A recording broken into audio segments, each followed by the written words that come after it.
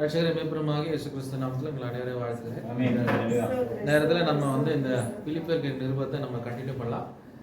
ஆண்டவருடைய தான தயவில் நம்ம கடந்த முறை நம்ம அதோடையதான இன்ட்ரடக்ஷனை நம்ம பார்த்து முடித்தோம். இந்த கிளாஸில் அதோடைய தொடர்ச்சியை நம்ம பார்த்துட்டு இந்த புஸ்தகத்தை முடிச்சிடலாம். அதுக்கப்புறம் கர்த்தர் நம்மளை இந்த வசனங்களை நம்ம தியானிக்கவும், இதை படிக்கும்போது நமக்கு தெளிவான அறிவை கர்த்தருக்கு நமக்கு இன்னும் கர்த்தர் அதிகமாக தர கர்த்தருக்கு நம்ம கர்த்தர் சமூகத்தில் காத்திருப்போம். கர்த்தர் நமக்கு ஆசீர்வாதமாக இருப்பாராக. பாருங்க, கடந்த முறை இந்த பிலிப்பியர் சபை குறித்து உங்ககிட்ட சொல்லும்போது, பிலிப்பியர் சபை அப்போஸ்தலர் 16ஆம் அதிகாரத்திலிருந்து இதோடையதான சபை சரித்திரம் ஆரம்பிக்கிறது. அப்போ மெக்கதோனியாவில் பவுல் அந்த வீட்டில் இருக்கும்போது அந்த 16ஆம் அதிகாரம் வாசிக்கலாமா? 16ஆம் அதிகாரம் 1ஆம் வசனம். பவுல் ஒரு தரிசனத்தை பார்க்கிறார். அவர் தெர்பே லிஸ்டால இருக்கும்போது அங்கே தீமோத்தேயு என்னப்பட்ட ஒரு சீசன் இருந்தான். அவன் தாய் விசுவாசம் கொண்ட யூதஸ்திரீ, அவன் தகப்பன் கிரேக்கன். அப்ப பாருங்க, இங்க பார்க்கும்போது தீமோத்தேயுடையதான சீஷத்துவம் இங்கதான் அந்த 16ஆம் அதிகாரத்துல ஆரம்பிக்கிறது. அதை பார்க்கும்போது தீமோத்தேயு வந்துட்டு அவனுடைய தகப்பன் ஒரு கிரேக்கன், அவருடைய தாய் ஒரு யூதஸ்திரீ. அப்போ ஒரு மிக்சடு ஒரு என்ன சொல்றது, பாரம்பரியத்திலிருந்து வந்ததான ஒரு என்ன சொல்றது நபர் தான் தீமோத்தேயு. அப்போ இந்த வீட்டில இருந்து அவர் ஊழியத்தை செஞ்சு இருக்கிறதான நாட்களிலே அவர் 6ஆம் வசனத்திலிருந்து அவருக்கு ஒரு தரிசனம் இருக்குது. என்ன தரிசனமோ?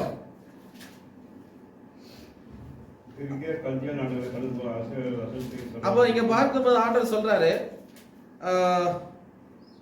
இங்க பாருங்க, பிலிப்பியா தேசத்துல போறதுக்காக கர்த்தருடையதான ஆவியானவர் அவர்கிட்ட சொல்லி ஆசியா தேசத்துக்கு போக வேண்டான்னு அவளை என்ன பண்ணிச்சு அந்த ஆவியானவர் தடை செய்தார் என்று நாம் காண்கிறோம். அதுக்கப்புறம் 9ஆம் வசனத்துல பார்க்கும்போது பவுல் ஒரு தரிசனத்தை பார்க்கிறார். என்ன தரிசனம்னா, மெக்கதோனியால இருக்கிறதான ஒரு மனுஷன் என்ன சொல்றாரு, நீ எங்களுக்கு உதவி செய்ய வேண்டும் என்று அவர் கேட்கிறார். அப்போ ஒரு தரிசனத்தோட தான் என்ன செய்யறாரு பவுல் இந்த தேசத்துக்கு போறார். பவுலுடைய தரிசனம் எங்க இருந்துச்சு? ஏசியாவுக்கு வரணும், ஆசியாவுக்கு வந்து அவருடைய ஊழியத்தை செய்யணும். அந்த தரிசனத்தோடு இருக்கும்போது தான் ஆண்டவருடையதான ஆவியானவர் அவர் தடை செய்யறாங்க, போகக்கூடாது என்று. ஏன்னா அதை விட மேலான ஒரு ஊழியத்தை கர்த்தர் பவுலுக்கு என்ன பண்ணிட்டு இருந்தாரு, வச்சாரு. இப்ப சில நேரத்துல நம்முடையதான ஊழியத்துல கூட, நம்முடையதான விசுவாச வாழ்க்கையில் கூட சில நேரத்துல சில தடைகள் எதுக்கு கர்த்தர் உண்டு பண்ணுகிறார் என்று பார்க்கும்போது, நமக்கு தேவையானதும் நமக்கு ஊழியத்துல வளருவதற்கு கர்த்தருக்கு என்ன தெரியும், எது உத்தமமானது என்று அவருக்கு தெரியும், இல்லைங்களா? இப்ப பாருங்க, நம்ம யோசிப்போம், என்னுடையதான திறமை இது இருக்கும், என்னுடையதான தாளந்து, என்னுடையதான அறிவு, என்னுடையதான படிப்பு, இதுக்கு சார்பாக இப்படி இருக்கலாமே நம்ம யோசிக்கும் போது ஆண்டவர் இல்ல வேற ஒரு வகையில கர்த்தர் என்ன பண்றாரு, நம்மளை பிரயோஜனப்படுத்துறாரு. மீனை பிடிக்கிறவங்களை கொண்டு போய் கர்த்தர் செய்றாரு, மனுஷனை பிடிக்கிறவர்களாக மாற்றார், இல்லைங்களா? அப்படியெல்லாம் கர்த்தர் வித்தியாசம் உள்ளதாக கர்த்தர் நம்முடையதான ஊழியத்துல உண்டு பண்றாரு. அப்போ பவுல் ஒரு ஊழியக்காரர், அவருக்கு எப்படியாவது சுவிசேஷம் சொன்னா போதுன்ற ஒரு வாஞ்சி உள்ளதான மனுஷன். அவர் இடத்துல ஆண்டவர் சொல்றாரு, நீ ஏசியாவுக்கு போக தேவையில்லை, அது உன்னுடைய தரிசனம் கிடையாது, அங்க வேற ஆளை நான் அனுப்புற, உனக்கு தேவையான இடம் போக வேண்டியது இந்த கிரேக்க பட்டணத்துல. அவர் கர்த்தர் என்ன சொல்றாரு, அவரு கலாத்தியா அங்க போகும்போது அங்க ராத்திரியில அவருக்கு தரிசனத்துல என்ன வர்றாரு, ஒரு மனுஷன், மெக்கதோனியால இருந்த மனுஷன் அவர்கிட்ட கேட்கிறாரு, எங்களுக்கு உதவி செய்யுங்கள்.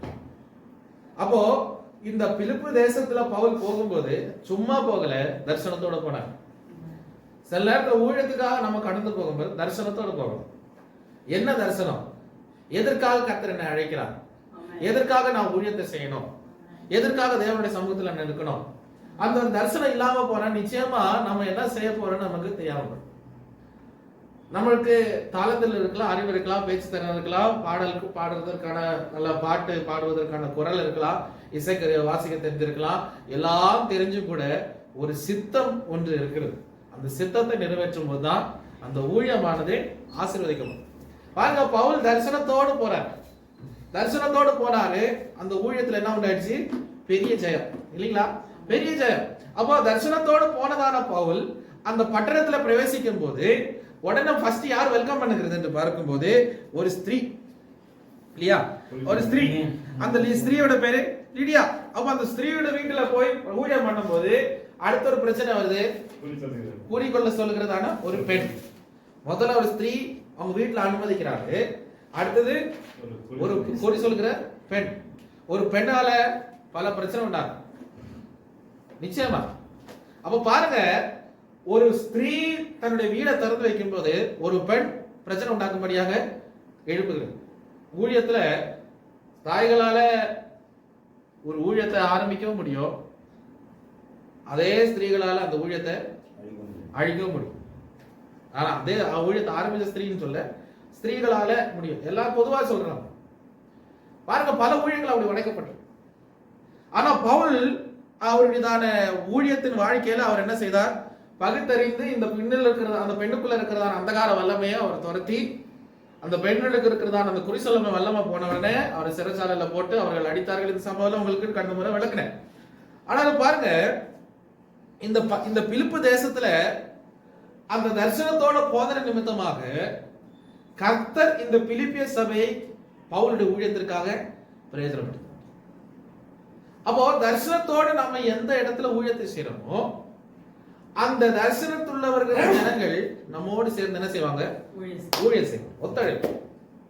சில நேரத்துல நம்ம தரிசனம் இல்லாம சில இடத்துல கால் வைக்கும்போது சில நேரத்துல சக்சஸா போலாம், ஆனா அந்த ஜனங்க நம்ம கூட ஒத்து உழைப்பாங்களான்னு தெரியாது. பாருங்க, இந்த பிலிப்பிய சபை ஒரு ஆசீர்வதிக்கப்பட்ட சபை. அவர்கள் பவுலோடு கூட ஒத்துழைத்தார்கள். அப்போ இந்த பிலிப்பு சபை பிரச்சனைகள் சந்தித்தார்கள். என்னென்ன பிரச்சனை சந்திச்சது? முதல்ல புறஜாதிகள் மூலமாக கிறிஸ்தவர்கள் அல்லாதவர்கள் நிமித்தமாக இவர்கள் உபதிரவப்பட்டார்கள். Persecution from outside. முதல்ல பிரச்சனை. இரண்டாவது அவர்களுக்கு வந்ததான உபதிரவம் என்ன? அவர்களுக்குள்ள என்ன இல்லையோ ஒற்றுமை, ஐக்கியம், ஒரே சிந்தனை. அப்போ ஜாதி சொல்லி, பெருமையை சொல்லி, அவர்களுடைய கர்வங்களை சொல்லி, அவருடைய பாரம்பரியங்களை, வீணான பாரம்பரியங்களை சொல்லி இருந்ததான ஒரு அந்யோன்யம் இல்லாமல் சபைக்குள்ள இருந்ததான பிரிவினை. அது இரண்டாவது ஒரு போராட்டம். மூன்றாவது ஒரு போராட்டம் என்பது ஜுடாயிசம்.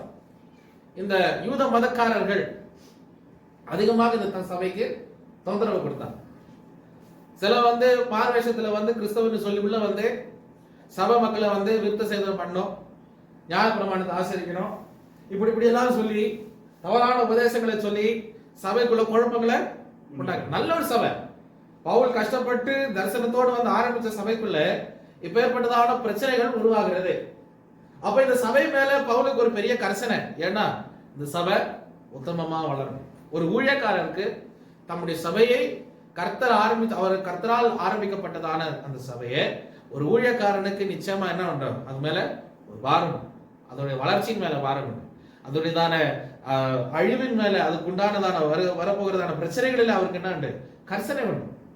அப்போ ஒரு ஊழியக்காரர் தம்முடையதான ஊழியத்தின் மேல அதிகமாக வாரப்படும் போதுதான் அந்த ஊழியத்தின் மேல அவருக்கு என்ன இருக்கும்? வாஞ்சை இருக்கிறது என்று நாம் அறிகிறோம் இல்லையா? நம்ம வேணுதானும் வந்துட்டு ஊழியத்தை செய்ய முடியாது. காரணம் கர்த்தருடையதான ஞானமும் தேவை, அறிவும் தேவை, கர்த்தருடையதான ஆவியானுடைய பிரசன்னம் தேவை. எல்லாவற்றுக்கும் மேலாக கர்த்தர் அதை வளர செய்யணும்.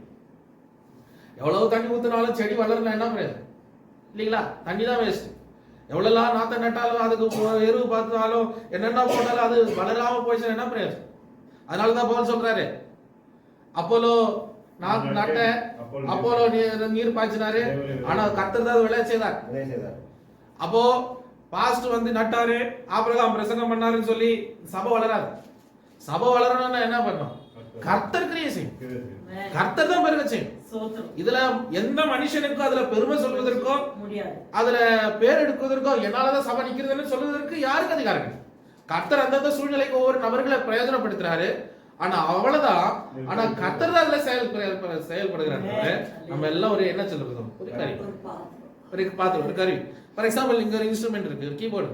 அந்த கீபோர்டு எவ்வளவு அழகுள்ள கீபோர்டா இருந்தாலும் விலை 2 லட்சம் 10 லட்சம் ரூபாய் கொடுத்து வாங்கினாலும் சரி, அதை வாசிக்க தெரியணும். அதை வாசிச்சா மாத்திரம் தான் அதுக்குள்ளான என்னது இனிப்புள்ளதான அந்த ஓசை, அழகு, சத்தம் வரையும் இல்லைங்களா? அது வாசிக்க தெரியாத ஒரு சிறு பிள்ளை கிட்ட கொடுத்து அது கடை அடிச்சு நாசம் பண்ணி நமக்கு கோவத்தை வரும் வாசிக்கிறதுக்கு. அப்போ ஒரு லோக்கலான சின்ன பொருளானாலும் நல்லா ஒரு வாசிக்கிறதான ஒருத்தர் வாசிச்சாதான் அதுக்குண்டான மகிமை. அதே போலதான் அது ஆண்டவர் தான் அதை பயன்படுத்தாத, நம்ம எல்லாம் அதுக்குள்ள ஒரு இன்ஸ்ட்ருமெண்ட். இப்ப பவுல் இந்த சபைக்குள்ள இந்த 3 பிரச்சனைகளை அவர் அதிகமாக சூப்பரா அதை விளக்கி கொண்டு அந்த 3 பிரச்சனைகளை எப்படி அதை மேற்கொள்ள வேண்டும் என்று இந்த சபைக்கு கற்றுக் கொடுக்கிறதான இது இந்த பிலிப்பியருக்கு எழுதின நிருபம். ரொம்ப கன்ஃபியூஷன் வேண்டாம். நீங்க அந்த 4 அதிகாரங்களை நீங்களே உட்கார்ந்து ஒரு மணி நேரம் ஒரு 20 நிமிஷம் கூட தேவையில்லை, உங்களுக்கு சிம்பிளா படிச்சு முடிச்சிடலாம். ஆனா நீங்க கொஞ்சம் நிதானிச்சு நீங்க படிச்சீங்கன்னா உங்களுக்கு உண்டான விளக்கத்தை அதுக்குள்ள வந்துருது. நீங்க ஒன்னும் டீப்பா கஷ்டப்பட தேவையில்லை. பாருங்க, முதல்ல பவுல் அட்ரஸ் பண்றது என்ன? வெளியந்தரங்கமான பிரச்சனை. ரெண்டாவது அட்ரஸ் பண்றது உள்ள இருக்கிற பிரச்சனை. மூன்றாவது உபதேசத்தினால வருகிறதான பிரச்சனைகள். அப்போ இந்த பிலிப்பிய சபைக்குள்ள அவர்கள் சந்திக்கிறதான பிரச்சனைகள் வெளியவும் உள்ளவும் உபதேசத்தில் இருந்து வருவதான பிரச்சனைகளை அந்த சபை எப்படி ஜெயிக்க வேண்டும் என்று அவர் கற்றுத்தரார். இந்த மற்ற நிருபங்களை பார்க்கல, இந்த நிருபத்துல பவுல் நான் கடந்த வாரத்தில் சொன்னது போல தேவனாகிய கர்த்தர் இயேசுவுடையதான அந்த மகிமையை வெளிப்படுத்துகிறதான காரியத்தை அவர் சொல்றார். அதுக்கு சபைக்கு அவர் எப்படி சபை வாழணும்னு அதை பத்தி வச்ச எக்ஸாம்பிள் சொல்றார். அடுத்தது சகோதரர்கள் எப்படி ஒருமித்து இருக்கணும்னு வாசம் சொல்றார். அது மாத்திரம் இல்ல, சுவிசேஷத்தினால ரட்சிக்கப்பட்டவர்கள் அந்த மகிமையில சுகசா இருக்கிறது மாத்திரம் இல்ல, அந்த சுவிசேஷத்து நிமித்தமா நாம் பாடுபடுவோம் என்று அவர் சபைக்குள்ள என்ன சொல்றாரு? கற்றுத்தரார். அவரு இங்க பார்க்கும்போது எல்லா நிருபங்களை பார்க்கும்போது எங்க பெருமையாக சொல்றாரு அவர் படுகிறதான பாடை குறித்து. அந்த பாடுகளை குறித்து அவர் பெருமையா சொல்றாரு. அந்த பாடுகளை வச்சு அவர் மற்றவங்களை என்ன பண்றாரு? அவரு ஆறுதல் பண்றத தேய்ச்சுக்கிறார். தைரியமா இருக்கோ, நீங்க திடனா இருக்கோ, நீங்க மனசு வந்து போக வேண்டாம். பாருங்க, வெளியந்தரங்கமாக நமக்கு அடி உத, நமக்கு மரணம் பட்டயம் எல்லாம் வந்தாலும் அந்த சூழ்நிலையில சோர்ந்து போகாமல் இருப்பதற்கு அவரே உதாரணமாக காட்டுறாரு. அதான் சொல்றாரு, அவர் சொல்றாரு சபைக்கு பார்த்து, நான் வாங்குற அடி உத உங்களுக்கு அது எப்படி இருக்கணும் தெரியுமா? ஒரு என்கரேஜிங்கா இருக்கணும். எங்க ஊழியக்காரர் அடி வாங்குறாங்கன்னா நாங்க 2 அடி வாங்குறதுக்கு தயாரா இருக்கோம், பயப்படாதீங்கன்ற நான் எக்ஸாம்பிளா சொல்றேன். காரணம், அந்த ஊழியக்காரனுக்குள்ள இருக்கிற அந்த நெருப்பு, ஊழியக்காரன் சொல்றது பவுல தான் சொல்றேன், பவுலுக்குள்ள இருக்கிற அந்த நெருப்பு, அந்த வைராகி, அந்த கான்பிடன்ஸ் சபை மக்களுக்குள்ள அது பெருகணும்னு ரொம்ப வாஞ்சிக்கிறார். பாருங்க, இப்ப பவுல் எங்க இருக்கிறார்? சிறைச்சாலையில் இருக்கும்போது ஒரு கைதியாவே தான் இருக்கிறார். அப்போ ஒரு கைதிக்கு எஸ்கேப் ஆகிறதுக்கு, தப்பிச்சு போவதற்கு இல்ல முடியாது. காரணம், எப்போதுமே யாருடைய கண்ணோட்டத்தில் இருக்கிறார்?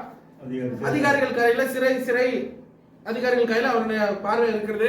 ஒரு சுதந்திரம் இல்லை. அந்த சூழ்நிலையில சபையானது அவருக்கு உதவி செய்யும்படியாக அங்க கொடுக்கும் போது பவுல் அந்த உதவி வாங்கினார், சந்தோஷப்பட்டாரு, நறுமணம் போல இருக்கிறதுன்னு சொன்னாலும் அவர் சொல்றாரு, இதெல்லாம் நான் படுகிற பாடு, நீங்க இந்த பாடை பத்தி நீங்க என்ன பண்ணக்கூடாது? கவலைப்படக்கூடாது. நீங்க தைரியமா இருக்கணும். ஊழியத்துல நீங்க நான் பாடுபடுறேன்னு சொல்லி நீங்க கவலைப்படக்கூடாது. நீங்க திடனா இருக்கணும். சபையை தேர்ச்சுகிறதான ஒரு ஊழியக்காரர், அவர் வாழ்கிறதான வாழ்க்கையே ஒரு சந்தர்ப்பமாக வச்சு சபை என்ன பண்றாரு? அவரு உணர்த்துறாரு. அதுதான் இந்த பிலிப்பியருக்கு எழுந்த நிருபம். அருமையான ஒரு நிருபம். 4 அதிகாரங்கள், ஆனால் மிகவும் கருத்துள்ளது. சிறிதான ஆனா சொல்றது பெரியதான டீச்சிங்ஸ் இல்லைன்னா கூட அந்த இருக்கிறதான போர்ஷன்ல அவர் அந்த இருக்கிறதான பகுதிகளில் அவர் அருமையாக தேவனுடையதான காரியங்களையும் மர்மங்களையும் நமக்காக என்ன செய்றார்? வெளிப்படுத்தினார் என்று பாருங்க. சரி, நமக்கு வாசிக்கலாம் 1ஆம் அதிகாரம் 12ஆம் வசனம் முதற்கொண்டு நம்ம வாசிக்கலாம்.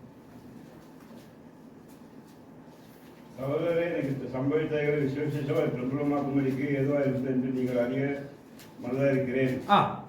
அரண்மனை எங்கும் உள்ளவர்களுக்கும் மற்ற யாவருக்கும் என் கட்டுகள் கிறிஸ்துவுக்குள்ள கட்டுகள் என்று வெளியரங்கமாகி சகோதரர் அநேகரின் கட்டுகளால் கட்டுகள் திறன் கொண்டு பயமில்லாமல் திருவசனம் சொல்லும்படிக்கு அதிகமாக துணிந்திருக்கிறார்கள். இப்ப பாருங்க, அவர் என்ன சொல்றாருன்னா, நான் சிறைச்சாலையில் இருக்கிறேன், நான் கட்டப்பட்டிருக்கிறேன், நான் என்ன செய்யறேன்? கர்த்தருக்குள்ள இந்த கட்டுகளை இருந்தாலும் இந்த கட்டுகளை பார்க்கல, நான் கர்த்தருக்குள் திடமானதாக இருக்கேன். அவர் சொல்றாரு, என் கையில ஹேண்ட் கப்ஸ் இருந்தாலும், என் கையில சங்கிலிகள் இருந்தாலும், இந்த சங்கிலி என்ன பண்ணல, என்ன சோர்வு அடிக்க செய்யல. அதிகாரிகள் போர் சேவர்களால நான் சோர்ந்து போகல. எனக்கு தைரியமும் நம்பிக்கை ஏது என்று சொல்லும் போது இயேசு கிறிஸ்துவினுடையதான சுவிசேஷம். ஆமென். அப்போ ஒரு தேவ பிள்ளைக்கு உண்டான நம்பிக்கை எதுக்குள்ள இருக்கணும்னா, கிறிஸ்துவினால வருகிறதான பாடுகள் அவருக்கு மேன்மையாக காணப்படுகிறது. அவர் என்ன சொல்றாரு 13ஆம் வசனத்துல, அரண்மனை எங்கும் உள்ளவர்களுக்கும் அரண்மனை எங்கும் உள்ளவர்களுக்கும் யாவருக்கும் கட்டுகள் கிறிஸ்துவுக்குள்ளான கட்டுகள் என்று வெளியேறணும். அவர் எப்படி சொல்றாரு இந்த கட்டுகளை பார்த்து? மத்தவங்க பார்க்கும்போது அரண்மனையில் இருக்கிறவங்களே பார்க்கும்போது இப்ப எப்படி மாறிடுச்சு? கிறிஸ்துவுக்குள் வருகிறதான கட்டுகள். ஆமென். இப்ப பாருங்க, அது அவர் எப்படி அர்த்தத்தை விளக்குறாரு பாருங்க, கவனிங்க. சொல்றாரு ஹேண்ட்கஃப் ரோம அரசாங்கத்துக்கு ஹேண்ட்கஃப் தான். அவங்க தான் போட்ட சங்கிலி, அவங்க தான் என்ன கட்டி வச்சிருக்கிறாங்க. எனக்கு நடக்க முடியாது, ஓட முடியாது, எதுவுமே செய்ய முடியாது, நான் சிறைச்சில கிடக்குறேன். உண்மை எல்லாம் உண்மைதான். ஆனாலும் இந்த சங்கிலி அவங்க போட்டாலும் இது அவங்களுக்குரியதல்ல, இது கிறிஸ்துவினால உண்டானதான கட்டுக்கள். These bonds are not the bonds of the Romans. These bonds are the bonds of Christ. அதாவது அவர் சொல்றாரு இது கிறிஸ்துவினால உண்டான கட்டுக்கள். எந்த மனுஷர்களாலும், எந்த அதிகாரிகளானாலும், எந்த அதிகாரத்தாலும், எந்த அரசாங்கத்தாலும் என்ன கட்டுப்படுத்த முடியாது. அவர் தான் சொல்றாரு இந்த அதிகாரிகள், இந்த என்னது எல்லா அரசாங்கங்கள் என்ன சங்கிலி போட்டாலும் இது இந்த சங்கிலிகள் இது அரசாங்கத்தினால, இது இயேசு கிறிஸ்துவினால உண்டாகப்பட்டது. அவர் என்ன சொல்றாருன்னா, நான் கிறிஸ்துவுக்குள்ள கட்டப்பட்டிருக்கிறேன். இந்த எந்த உலகத்தின் கட்டுகள் என்ன செய்ய முடியாது, திருமணமாக்க முடியாது. நீங்க நினைக்கலாம் சபையே, அவர் சொல்ற சபையை தேய்ச்சாருங்க. சபையை நீங்க நினைக்கலாம் நான் பாடல இருக்கிறேன், நான் துக்கத்துல இருக்கிறேன், நான் சிறைச்சாலையில் இருக்கிறேன், நான் கவலைப்படுவேன் நீங்க யோசிக்கலாம். ஒருபோது யோசிக்க கூடாது. நான் சிறைச்சாலையில் இருந்தாலும் என் கையில இருக்கிற கட்டுகள் யாருடைய கட்டுகள்? அது கிறிஸ்துவினால் உண்டானது. அது கிறிஸ்துவினால் உண்டானது. அந்த பெருமை கிறிஸ்துவுக்கு தான் சேரும், ரோம அரசாங்கத்துக்கு கொடுக்க மாட்டேன். எப்படி சொல்றாரு பாருங்க.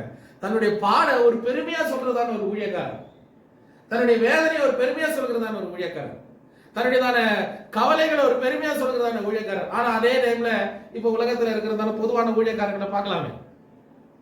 எங்கேயோ போய் பிரசங்கம் பண்ணி ஒரு அடி வாங்கினா அதுக்குள்ள ஒரு பேனரு, ஒரு போட்டோ இல்லையா, ஒரு போஸ்டர் போட்டு நாங்கள் இந்த மாதிரி வாங்கணும், இந்த மாதிரி உதவி செஞ்சோம், எப்படி எல்லாம் பெருமை சொல்லி அதை வச்சு மற்றவங்க சிம்பதியை கிடைச்சு அப்படித்தானே, அப்படி சிம்பதியை வாங்கி பெரிய ஆளாக பார்க்கறதான ஒரு கூட்டம் இருக்கு. ஆனா பவுல் அப்படி இல்லை. அவர் என்ன சொல்றாரு, எனக்கு வருகிறதான உத அடி எல்லாம் உங்களுக்கு அது ஒரு மாறலா இருக்கணும். அது என்ன தெரியுமா, நீங்களும் நாளைக்கு இது வாங்கினா தைரியமா எங்க ஊழியக்காரர் வாங்கியாச்சு, நாங்களும் வாங்குவதற்கு தயாரா இருக்கிறோம் என்றுதான நம்பிக்கை உங்களுக்குள்ள வரும்.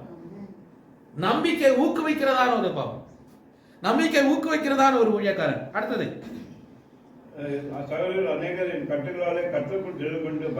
அவர் அடுத்தது என்ன சொல்றாருன்னா, என்னுடைய கட்டுகளை பார்த்து மற்ற சகோதரர்கள் என்ன செய்தார்கள்? இப்போ அவர்கள் கர்த்தருக்குள் திடன் கொண்டார்கள். அது எப்படி உண்டாகும் யோசிச்சு பாருங்க, எப்படி வருவாங்க? இப்போ உங்களை ஜெயில புடிச்சு போட்டாச்சு, பொதுவா என்ன வரணும்? ஊழியக்காரனை ஜெயில போட்டாச்சுன்னு விசுவாசிக்கு என்ன வரணும்? பயம் வரணும், துக்கம் வரணும். ஐயோ ஊழியம் என்ன ஆயிடும், துக்கம் ஆயிடுமே. ஆனா இங்க பவுல் என்ன சொல்றாருன்னா, அங்க அவர்களுக்கு பயம் வரல, கவலை வரல, அவங்களுக்கு என்ன வந்துச்சு? இப்போ அவங்களுக்கு தைரியம், அவங்களுக்கு ஒரு நம்பிக்கை, அவங்களுக்குள்ள விசுவாசம் இருக்குது. அவங்க சொல்றாங்க எங்க ஊழியக்காரனே மாட்டிக்கினாரு, எங்களுக்கு இன்னும் என்ன பிரச்சனை இல்லை, அதுல பிரச்சனையே இல்லை, கவலை இல்லை, நாங்களும் அதுக்கு யார். அதனாலதான் எபிரேயர்ல வாசிக்கும் போதே ஸ்திரீகள் அவர்களுடைய பிள்ளைகளை மேன்மையான உயர்த்தெழுதலுக்காக தம்முடைய பிள்ளைகளை என்ன பண்றாங்க? சாக கொடுத்தாங்க. பாருங்க எவ்வளவு கான்பிடன்ஸ். காரணம் என்ன தெரியுமா? ஊழியக்காரர் மாடலாக, ரோல் மாடலாக காட்டுறாரு, அவங்க பாடுபடுறதுக்காக கத்து சொல்றாரு. இங்க ஊழியக்காரர் என்ன பண்றாரு? சுகமா வாழு, ஆத்மா வாழ்வது போல எல்லாவற்றும் வாழ்ந்து சுகமா இரு மகனே, ஒரு வசனத்தை வர போட்டாங்க. அந்த வசனத்துக்கு அர்த்தமும் வேற, அந்த அதனுடைய விளக்கமும் வேற. ஆனா அவர் சொல்றது நீ எல்லாவற்றிலும் வாழ்ந்து சுகமா இரு மகனே. ஆமா, சைக்கிள்ல கார்ல போலாம். பாருங்க இவர் என்ன சொல்றாரு, பாடுபடுன்றார். அந்த பாடுகள் நிமித்தமாக ஒரு கூட்டம் என்ன செய்கிறது? அவர்கள் தைரியப்படுகிறார்கள். அப்போ சுவிசேஷத்துல ஊழியத்துல பாடுபடுகிறது ஒருவனை தோற்கடிக்கிறது தோல்விக்கு அல்ல, அது இன்னொருவரை என்ன செய்கிறது? அது உயர்த்துகிறது, திடப்படுத்துகிறது, தேற்றுகிறது. அதான் ஒரு சாட்சி இன்னொரு சாட்சியை உருவாக்குது. ஞாயிற்றுக்கிழமை கர்த்தரை கண்மணி போல காத்தான்னு சொல்லி இன்னொருத்தர் உருவாக்குன்னு சொன்னா அது உருவாக. சில நேரத்தில் நம்ம சம மக்கள் சொல்றதை கேட்டிருக்கிறேன், ஒரு சாட்சி இன்னொரு சாட்சியை உருவாக்குறேன்னு. இவர் பேசுறது ஒரு கட்டுக்கதை, அந்த கட்டுக்கதை கேட்டேன்னா இவன் தான் சாட்சி எங்க உருவாகும், மற்றவங்க கேட்கறதே கிடையாது. இவர் சொல்றாரு பாருங்க, அவர் எவ்வளவு போல்டா சொல்றாரு பாருங்க. அவர் சொல்றாரு என்னுடைய கட்டுகளை பார்த்து இந்த ரோமா சங்கம் போட்டதுதான் அந்த சங்கிலி. ஆனால் அது கிறிஸ்துவின் கட்டுகள். அந்த கட்டுகளை கண்டவர்கள் என்ன செய்கிறார்கள்? அவர்களும் தேவனுக்குள்ளாக திடமனதுள்ளவர்களாக மாறுகிறார்கள். ஆமென். அப்ப அது அர்த்தம் என்ன தெரியுமா? நம்முடைய முற்பிதாக்கள் அவர்கள் பட்ட பிரயாசங்கள், அவர்கள் பட்டதான பாடுகள், நமக்கு அதை கேட்கும் போது, அதை ருசித்து பார்க்கும் போது, அவர்களை குறித்து படிக்கும் போது, அவர்கள் சாட்சிகளை கேட்கும் போது நமக்குள்ள ஆவி பொங்கணும். ஆண்டவரே, அந்த ஊழியக்காரர் உமக்கென்று இவ்வளவு ரத்த சாட்சியாக செய்ததனால் அவரை பார்க்கலும் மேலாக செய்வதற்கான கிருபை எனக்கு. அது ஒரு பெரிய சம்பவம். நம்ம இந்த பைபிள் ஸ்கூல்ல எல்லாம் ஹிஸ்டரி ஆஃப் கிறிஸ்டியானிட்டி அது ஒரு சப்ஜெக்ட் இருக்கு. கிறிஸ்தவ சரித்திர வரலாறு அதை குறித்து படிக்கும்போது சில ஊழியக்காரர்களை குறித்து நம்ம படிப்போம். அதில் சில ஊழியக்காரர்களான கதைகளை படிக்கும்போது நமக்குள்ள உள்ள அப்படின்னா உள்ள அப்படியே ஆண்டவரே அவர்களை போல நம்மளும் இருந்து எங்களை கூட மாற்றுங்க, அவங்க செஞ்ச தியாகத்தை போல நம்மையும் மாற்றுங்க. பாருங்க, பல பரிசுத்தவான்கள் பல இடத்துல இருந்து இந்தியாவுக்கு வந்து தியாகத்தை சகிச்சு வசனத்தை பாஷையை கற்று பாஷையிலிருந்து தமிழானாலும் சரி, ஹிந்தி ஆனாலும் சரி, எல்லா மொழிகளையும் கற்று அவர்கள் என்ன செய்யற மொழி பெயர்த்து நமக்காக பைபிளை வந்துட்டு போனோம். ஆனா இங்க நம்ம எதுக்கும் கஷ்டப்பட்டது இல்லை. சீகன் பால் வந்து பைபிளை மொழிபெயர்த்து நம்முடைய தமிழ் எழுதி கொடுத்துட்டு போனோம். மலையாளத்துல கேரளாவில் பெஞ்சமின் பீலின்னு சொல்றதான ஒரு வெள்ளக்காரர் ஒரு சில மலையாளம் ஸ்காலர்ஸை வச்சு, அது படிப்புள்ளதான அறிவுள்ளவர்களை வச்சு அவங்க எழுதினாங்க. அவர் யூதன் இருந்தாரு, ஒரு மலையாளி இருந்தாரு, நான் மறந்துட்டேன் அது சரித்திரம். அதனால உங்களை சேர்ந்து இந்த மலையாளம் பைபிளை டிரான்ஸ்லேட் பண்ண பாருங்க எவ்வளவு தியாகம். அதெல்லாம் படிக்கும்போது நமக்குள்ள ஒரு என்ன வருது? ஒரு உற்சாகம். அவங்க வந்து நம்ம மொழியை கற்றுக்கொண்டு நமக்காக அவங்க கஷ்டப்படுறாங்கன்னா அந்த இயேசு யாரு இல்லையா? அவளோட நேசம் எவ்வளவு பெருசு, அவரோட அன்பு எவ்வளவு பெருசு. எங்கேயோ பாஷை தெரியாத ஒரு மனுஷன் வந்து நமக்காக இவ்வளவு பாடுபடணும். நமக்கே நம்ம வீடு விட்டு வேற இடத்துக்கு போறதுக்கு நமக்கு இஷ்டம் இல்லை. ஆனா அவங்க எல்லாத்தையும் வெறுத்து குடும்பத்தையும் பாரம்பரியத்தையும் பணத்தையும் எல்லாவற்றையும் விட்டு நமக்காக வந்து கஷ்டப்படுறாங்க. ஏன்னா நம்மளுக்கு ஒரே ஒரு நோக்கம், கிறிஸ்து எனக்கு ஜீவன் சாவனுக்கு. வாசிங்க தொடர்ந்து. சொல்லும்படிக்கு அதிகமாக துணிந்திருக்கார்கள். பாருங்க, அவங்களுக்கு விசுவாசம் உண்டாயி இப்ப அவங்க என்ன பண்றாங்கன்னா அதிகமா சுவிசேஷத்தை பிரசங்கிக்கிறாங்க. அப்ப சிலவங்க பொறாமையினால பிரசங்கிக்கிறாங்க, சிலவங்க விரோதத்தினால பிரசங்கிக்கிறாங்க, நல்ல மனதோடு பிரசங்கிக்கிறாங்க, கிறிஸ்துவ பிரசங்கிச்சாங்க, கட்டுகளோடு உபத்திரவத்தையும் கூட நினைத்து சுத்தமான கிறிஸ்துவை அறிவில்லாமல் விரோதினால அறிவிக்கிறார்கள். அப்ப பாருங்க, சிலவங்க வந்து கிறிஸ்துவின் அறிவில்லாமலும் என்ன பண்றாங்க, சிலவங்க அறிவிக்கிறாங்க. அப்புறம் உத்தரவு ஏற்பட்டவன் என்று அறிந்து சில அன்பினாலே அறிவிக்கிறார்கள். சிலவங்க அன்பினாலும் அறிவிக்கிறாங்க. அப்படித்தது இதனால என்ன வஞ்சகத்தினாலாவது உண்மையினாலாவது எப்படியாவது கிறிஸ்துவை குறித்ததான அறிவு பிரசங்கிக்கிறதுல அவருக்கு என்ன இருக்கு? சந்தோஷம். இன்னும் சந்தோஷப்படுகிறேன். அப்ப நான் சில நேரத்தில் யோசிப்பேன், சில நேரத்துல இந்த துருபதேசிகள், தவறான உபதேசக்காரர்கள், கள்ள போதகர்கள் எல்லாம் பிரசங்கிக்கிறத கேட்கும் போது நம்ம என்ன பண்ணணும்? நான் போகாத இடத்துல அவனாவது இயேசுவோட பேரு சொல்றாங்களே, அதுல என்ன பண்ணணும்? சந்தோஷிக்கணும். சில நேரத்துல அப்படிதான் நம்ம எப்பவுமே குற்றம் சாட்டுறவர்களா இருக்கக்கூடாது. எப்பவுமே நம்ம வரல நீட்டக்கூடாது. சில நேரத்துல நம்ம யோசிச்சு பாருங்க. ஆமா, அவங்க சொல்றதுல சிலதுல தவறு இருக்குதா, சிலதுல அவங்க வந்து டைவர்ட் பண்ணி வசனத்துக்கு மாறுபாடாக பேசுறாங்கதா. ஆனா உங்களால கவர் பண்ணாத இடத்துல அவங்க போய் கவர் பண்ணி என்ன பண்றாங்க? சொல்றாங்க சுவிசேஷம். இயேசுவின் நாமமாவது அங்க என்ன செய்யுது? உரைக்கப்படுகிறது. அவங்க கேட்கிறார்கள். எப்படியோ போகுது. அதுல பவுல் சொல்றாரு, நான் சந்தோஷிக்கிறேன், அதிகமாக சந்தோஷிக்கிறேன். சிலவங்க இயேசுவை தெரிஞ்சு பிரசங்கிக்கிறான், என் மேல கோபம் கொண்டு பிரசங்கிக்கிறாங்க, என் மேல வெறி கொண்டு பிரசங்கிக்கிறான், எனக்கு விரோதமா பிரசங்கிக்கிறான். எல்லாமே அவர் சொல்ற எல்லாத்துலயும் நான் என்ன பண்றேன்? எப்படியாவது சுவிசேஷம் பரவணும். அவரால முடியாதது. இப்ப மற்றவங்க அதை எடுத்து செய்யும் போதுல ஒரு ஊழியக்காரர் இருக்கிறதான அந்த அந்த என்ன சந்தோஷம். அவர் சொல்றாரு, எனக்கு ரொம்ப சந்தோஷம். காரணம், நான் கட்டுல இருந்தாலும் எனக்குள்ள இருந்து வந்ததான அந்த வித்துக்கள் அது என்ன செய்கிறது? கிரியை செய்கிறது. ஆமென். அப்படிதான் சபை இருக்கணும். நம்ம சபையை விட்டு உதாரணம் ஒரு எக்ஸாம்பிள சொல்றேன். நீங்க சபையை விட்டு நாளைக்கு ஏதோ ஒரு பிரச்சனைக்குள்ள சபையில் ஒரு பிரச்சனை ஆயிடுச்சு, நீங்க வீடு சர்ச்சை விட்டு நீங்க போறதான ஒரு சூழ்நிலை. தயவுசெய்து சொல்றேன், இன்னொருத்தனுக்கு பின்னாடி போய் இன்னொரு சபையில் உட்கார்றது போல கர்த்தருடைய நாமத்தை நீங்களே என்ன பண்ணுங்க, சபையை ஆரம்பிச்சு இங்கிருந்து பிரிச்சுட்டு போக கூடாது. புதிய சபைகளை நீங்க என்ன பண்ணணும், ஆரம்பிக்கணும். பவுலுக்கும் பர்னபாவுக்கும் பிரச்சனை ஆயிடுச்சுன்னா ஆயிடுச்சு, ரெண்டு பேரும் ஒன்னா தானே ஊழியம் ஆரம்பிச்சாங்க. ஆனா ரெண்டு பேரும் ஊழியத்துல கொஞ்ச நாள் போகும்போது கொஞ்சம் அபிப்பிராய வித்தியாசம் வந்து சபையில ரெண்டு பேருக்கும் பிரிவினை வந்தாச்சு. நிச்சயமா அது உண்டாகுண்டா. அப்படி உண்டாகும் போது பர்னபாவின் விசுவாசியை பவுல் அடிச்சு திட்டு போனார் இல்ல. பவுலுடைய ஊழியத்தை ஆரம்பிச்சாரு, பர்னபா பவுலோட ஊழியத்தை ரெண்டு பேரும் ரெண்டு சைடுல அவங்க மகிழ்ச்சியா கர்த்தருடைய காரியங்களை அவங்க பிரயோஜனப்பட்டாங்க. அதே போல சொல்லுகிறது என்னவென்றால் 21ஆம் வசனத்துல சொல்றாரு, கிறிஸ்து எனக்கு ஜீவன், சாவு எனக்கு ஆதாயம். அப்போ ஒரு தேவ மனுஷனுக்கு என்ன நம்பிக்கைனா, பாடுகளும் உபதிரவங்களும் கட்டுகளும் அது எனக்கு மேன்மையானது தான். எனக்கு அது கவலைக்குரியதான காரியம் அல்ல.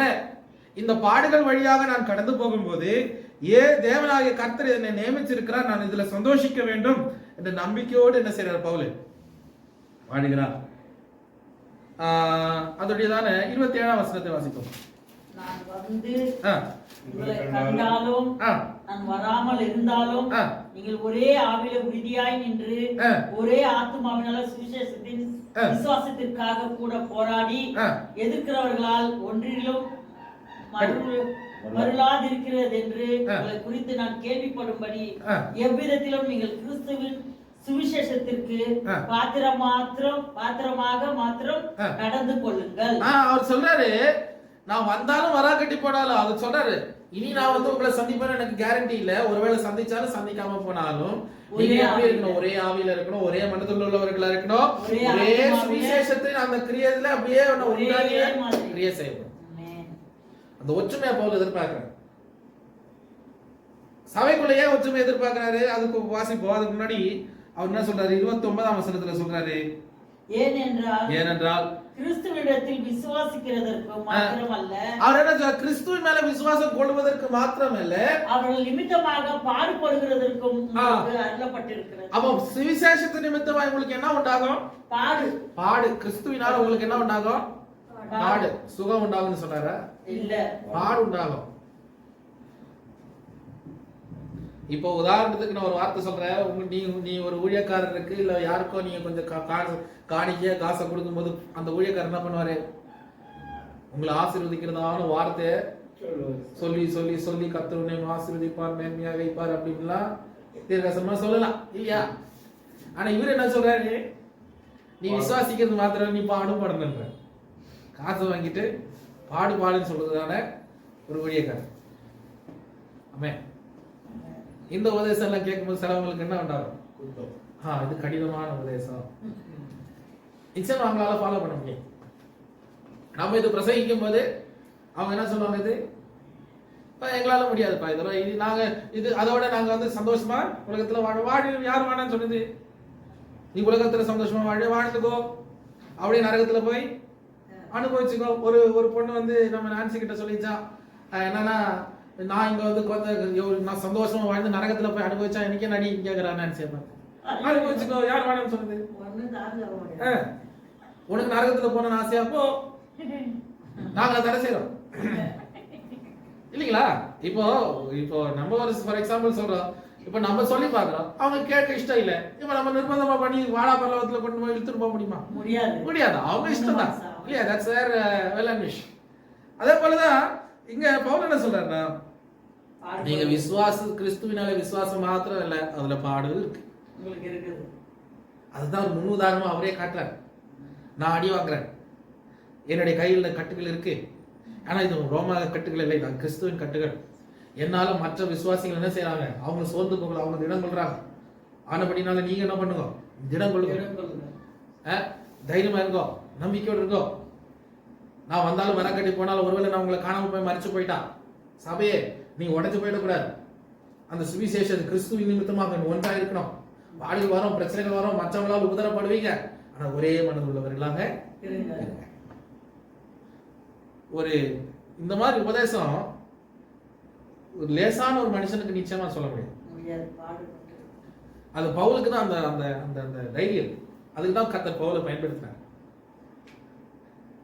ஒரு சாதாரணமான ஒரு மனுஷன் இப்போ என்னை கொஞ்சம் நானே யோசிக்கும் போது நான் சொல்லுவேன், எனக்காக ஜெபம் பண்ணுங்க, நான் ரொம்ப வேதனைக்குள்ள போறேன். கடந்த முறை நான் லண்டன்ல இருக்கும்போது நான் ரொம்ப தனிமையாக போகும்போது நான் ரொம்ப வேதனைப்படும்போது நான் சொன்னது, எனக்காக ஜெபம் பண்ணுங்க, ரொம்ப வேதனையில் இருக்கிறேன், எனக்கு துக்கம் எல்லாம் வந்து மனசுல ரொம்ப ஆழமா போயிடுச்சு. ஏன்னா இவர் இந்த மனுஷன் சொல்றாரு, அந்த துக்கத்துல நான் சந்தோஷிக்கிறாரு. அவர் அந்த வேதனைக்குள்ள அவர் சந்தோஷிக்கிறார். ஒரு பரிசுத்தவான் தன்னுடைய வேதனையில சந்தோஷிக்கிறது ஒரு நல்ல உதாரணம். எல்லா ஊழியக்காரர்கள், எல்லா தேவ பிள்ளைகளும் நம்ம பாடுகள், பிரச்சனைகள், போராட்டங்கள் இயேசுவின் நாமத்தின் நிமித்தமாய் நாம் சந்தித்தோம் என்றால் அதுல தைரியமா இருப்போம். காரணம் என்ன தெரியுமா? நமக்கு நிச்சயமாக பரலோகம். அதனாலதான் அவர் சொல்றாரு, நம்முடைய குடி மதிப்போ பரலோகத்துக்கு. சரி, அப்போ அடுத்ததாக எதுக்கு ஒரு மனதோடு இருக்கணும்? இரண்டாவது கருத்துல வாசிப்போம். ஆதலால் கிறிஸ்துவுக்குள் யாதொரு ஆறுதலும், அன்பினாலே யாதொரு தேறுதலும், ஆவியின் யாதொரு ஐக்கியமும், யாதொரு உருக்கமான பட்சமும் இரக்கங்களும் உண்டானால் நீங்கள் ஏக சிந்தையும் ஏக அன்பு உள்ளவர்களாய் இருந்து இசைந்த ஆத்துமாக்களாய் ஒன்றையே சிந்தித்து என் சந்தோஷத்தை நிறைவாக்குங்கள். ஏன்? ஒன்றையும் வாதிலானாவது வீண் பெருமையிலானாவது. அப்ப பிரச்சனை என்ன? ஒண்ணே வாதினாலாவது அப்படின்னா வாதினால், ஓகே, வாக்குவாதத்தினாலாவது வீண் பெருமையிலானாவது. வீண் பெருமை செய்யாமல். வீண் பெருமைனா என்ன? பெருமை. பாரம்பரியம். ஒருத்தன் சொல்லுவான், நான் யார் தெரியுமா, புறஜாதி போய் கிரேக்கனா இருந்தா அவன் பெருசா சொல்லுவான், நான் இந்த குடிமக, அந்த மக, இந்த மக, என் பேக்ரவுண்ட் தெரியுமா, இல்லையா, என் பேக்ரவுண்ட் தெரியுமா, நான் யாரு, எனக்கு பின்னாடி எத்தனை பேர் இருக்கிறாங்க தெரியுமா, பின்னாடி நீ 100 பேரை வை, முன்னாடி 100 பேரை வை, பக்கத்துல 100 பக்கத்துல வை, இல்லையா? சங்கீதம் வாசிக்கிறோம் சொல்லுவோம், என்ன சொல்லுவோம், என் பக்கத்துல 1000 10,000 வரது இருந்தாலும் அது சேருவதில்லை அவர் சொல்லுவாரு. இப்படி எல்லாம் வாக்குவாதம் நடந்திருக்கும், இல்லையா?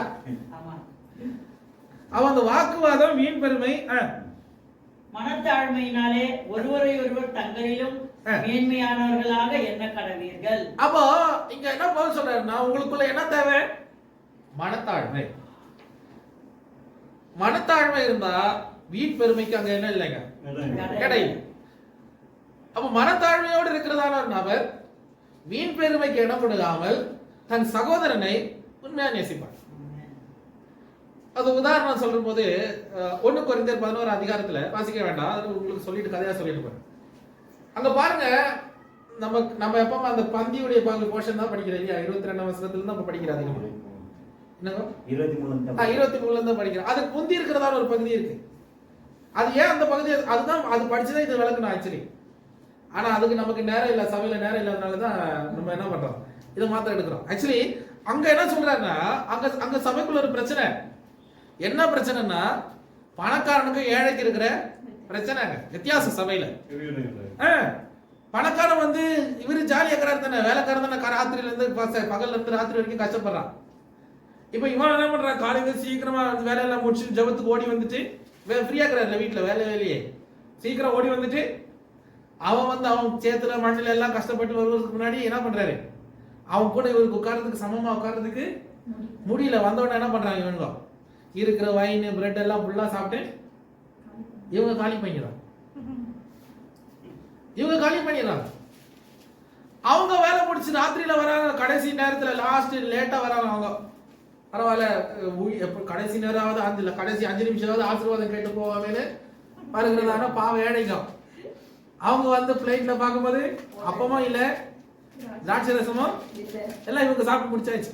அதனாலதான் கடைசியில் அந்த பவுல் சொல்றாரு, ஒருவன் பசியா இருந்தா வீட்டுல சாப்பிடுறான். இப்ப புரியுதா எதுக்கு அந்த வசனம் எழுதினாருன்னு? நீங்க நிறைய டைம்ல படிக்கிறீங்க, ஆனா அதுக்கு விளக்கம் தெரியல. அதான் அது முந்தின மேல இருக்கிற அதிகாரத்துக்காரன் அதான் சொல்றாரு, நீங்க பசியா இருந்தா வீட்டுல சாப்பிடுவாங்கன்னா இங்க வந்து சாப்பிடுறதுக்கு இல்லை, இது கர்த்தர் நினைவு கூறுகிறதான பொருள். அதுக்கு மகிமை இருக்கு, அதுக்கு மகத்துவம் கொடுக்கணும், அதுக்கு ரெஸ்பெக்ட் கொடுக்கணும், அது ஆனர் கொடுக்கணும். காரணம் வெளியேறப்பட்ட கிரயத்தை இயேசு செலுத்தினார். அது அடையாளமாக நீ நினைத்து நீங்க தேவனுக்கு மகிமை செலுத்துற அந்த பொருளை மற்றவங்க கூட சாப்பிட முடியாதுன்னு என்ன பண்ற? நீ அக்கிரமமா புசிக்கிற. அதனாலதான் சொல்றாரு, நீ தகுதி இல்லாம அதை புசிக்க கூடாது, அபாத்திரமா புசிக்க கூடாது. நீ சாப்பிட்டா நீ ஒரு செத்து போனவங்க நிறைய பேர் இருக்கிறாங்க, வியாதிஸ்தர்களா போனவங்க நிறைய பேர் இருக்கிறாங்க. ஒரு உடன்படுத்த சகோதரன் கூட நீங்க சாப்பிடணும். ஆக்சுவலி அந்த பந்தி எப்படி சாப்பிட்டாங்க இயேசு காலத்துல? எப்படி சாப்பிட்டாங்க? இப்பதான் நமக்கு எல்லாம் நிறைய கொரோனா அந்த வியாதி வந்தனாலதான் பல ஷார்ட்ஸ் என்னது இந்த என்னது சின்ன சின்ன கிளாஸ்ல கொடுக்குறோம். இந்த இந்த பிராண்டி கடையில ஊத்தி கோட்டர் கொடுக்குற மாதிரி இல்லையா? ஆனா உண்மை சொன்ன ஒரு பாத்திரம் தான் இல்லையா?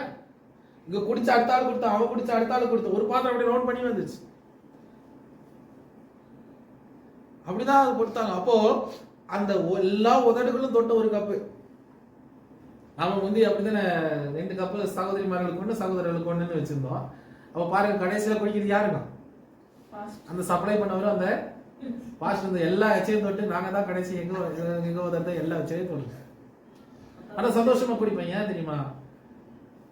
அது இந்த எச்சைய உதடும் இல்லை எங்களுக்கு முக்கியம். இது கர்த்தருடையதான நினைவு கூறுகிறதான திராட்சை ரசமும் அப்பம். பாருங்க, பவுல் சொல்றாருங்க, சபைக்குள்ள பிரச்சனை வேண்டாம், விகற்பம் வேண்டாம். நீங்க தாழ்வு உள்ளவர்களா இருந்து ஒருவரை எப்படி நேசிக்கணும்? மேன்மையாக நீங்க பார்க்கணும். என் கூட்டு சகோதரன் மேன்மை உள்ளவன், என் கூட்டு சகோதரி மேன்மை உள்ள. காரணம் அந்த ஜீவன் மிகவும் முக்கியமானது. சரி, ஏன் அப்படி பவுல் சொல்லிட்டு எந்த உதாரணத்தை சொல்றாருன்னா 5ஆம் வசனத்துக்கு வாசிப்போம். அவர் சொல்றாரு பாருங்க, எங்க கனெக்ட் பண்றாரு பாருங்க. அடுத்தது அந்த சிந்தை, உங்க ஏக சிந்தை எப்படி இருக்கணும்னா கிறிஸ்துவை போல இருக்கணும். இயேசு கிறிஸ்துவ போல நம்ம சிந்தை இருக்கணும். அந்த ஏக சிந்தை கிறிஸ்துவை போல ஏக சிந்தனை என்ன? அவர் தேவனுடைய ரூபமாய் இருந்தும் தேவனுக்கு சமமாய் இருப்பதை கொள்ளையாடின பொருளாக எண்ணாமல் தம்மை தாமே வெறுமையாக்கி அடிமையின் ரூபத்தை எடுத்து வந்தார். சரி, மனுஷ சாயலா வந்தார். இப்ப பாருங்க, உதாரணம் சொல்றேன். இப்ப தேவனுடைய ரூபம், தேவனுடைய சாயல் இல்லையா? தேவ சாயல், தேவனுடைய ரூபம். யாருமே தேவனுடைய முகத்தை பார்த்ததில்லை. ஒரு பரிசுத்தம் இல்லாமல் ஒருவன் தேவனை தரிசிக்க முடியாது. அவ்வளவு மகிமையும் மேன்மையும் மகத்துவம் உள்ளதான அந்த கர்த்தருடையதான மகிமையை விட்டு இயேசு எப்படி வராரு? அடிமையின் ரூபமாக எடுத்து மனுஷ சாயலான. அங்க பவுல் எப்படி எக்ஸ்பிளைன் பண்றாரு? அந்த சொல்றாரு பாருங்க, அவ்வளோ பெரியதான மகாதேவன், அண்ட சராசரங்களை சிருஷ்டித்தவன், அவர் சொன்னாலாகும் கட்டளையிட்டால் இருக்கும், எல்லா அதிகாரமும் நாவின் கீழ், அவர் கையில் கீழே இருக்கிறது. அவர் சகலத்தையும் சிருஷ்டித்தார், எல்லா அதிகாரங்களையும் சிருஷ்டித்தார். அந்த இயேசு அவர் தம்மை தாமே என்ன பண்றாரு? வெறுமையாக்கினார். அப்போ ஆண்டவர்னு சொல்லுகிறதான புகழ், ஆண்டவருக்கு வருகிறதான ஆராதனை, அந்த தேவனுக்கு வருகிறதான எல்லா மகிழ்ச்சி ஸ்தோத்திரங்கள் எல்லாவற்றையும் வேண்டான்னு வெறுமையாக்கி அடிமையின் ரூபமா எடுத்து வராரு. நேரத்துல இந்த சிலவங்க கேள்வி கேட்பாங்க, இந்த இஸ்லாமியர்கள் எல்லாம், இயேசு தேவன் நான் தேவன் என்று எங்கேயாவது சொல்லியிருக்கிறாரா? இயேசு நான் கடவுள்னு எங்கேயாவது சொல்லியிருக்கிறாரா? அடுத்தது, நீங்க நான் கடவுள் ஆனபடினால் நீங்க என்ன ஆராதிங்கன்னு சொல்லியிருக்கிறாரா? சொல்லியிருக்கிறாரா? எங்க இயேசு எனக்கு ஆராதனை செய்யுங்கன்னு சொல்லியிருக்காரு? இல்ல, இல்லையா? பைபிள்ல எங்கேயும் அந்த வார்த்தை இல்லை. லிட்டரல் அந்த மாதிரி எனக்கு ஆராதனை தாங்கின ஆண்டவர் சொல்லல. அப்ப பாருங்க, அப்ப ஆராதனை எல்லாம் யாருக்கு கொடுக்க சொல்றாரு இயேசு? யாருக்கு சொல்றாரு? நீங்க ஒன்னும் தெரியாத மாதிரி பாருங்க. தேவனுக்கு கொடுக்க தானே சொல்றேன். தேவனுடைய சித்தம் நிறைவேறட்டும், நான் பிதாவின் சித்தத்தை நிறைவேற்றிருக்கிறேன், எல்லாம் ஏன் தேவனை பத்தி பேசுறாரு இயேசு.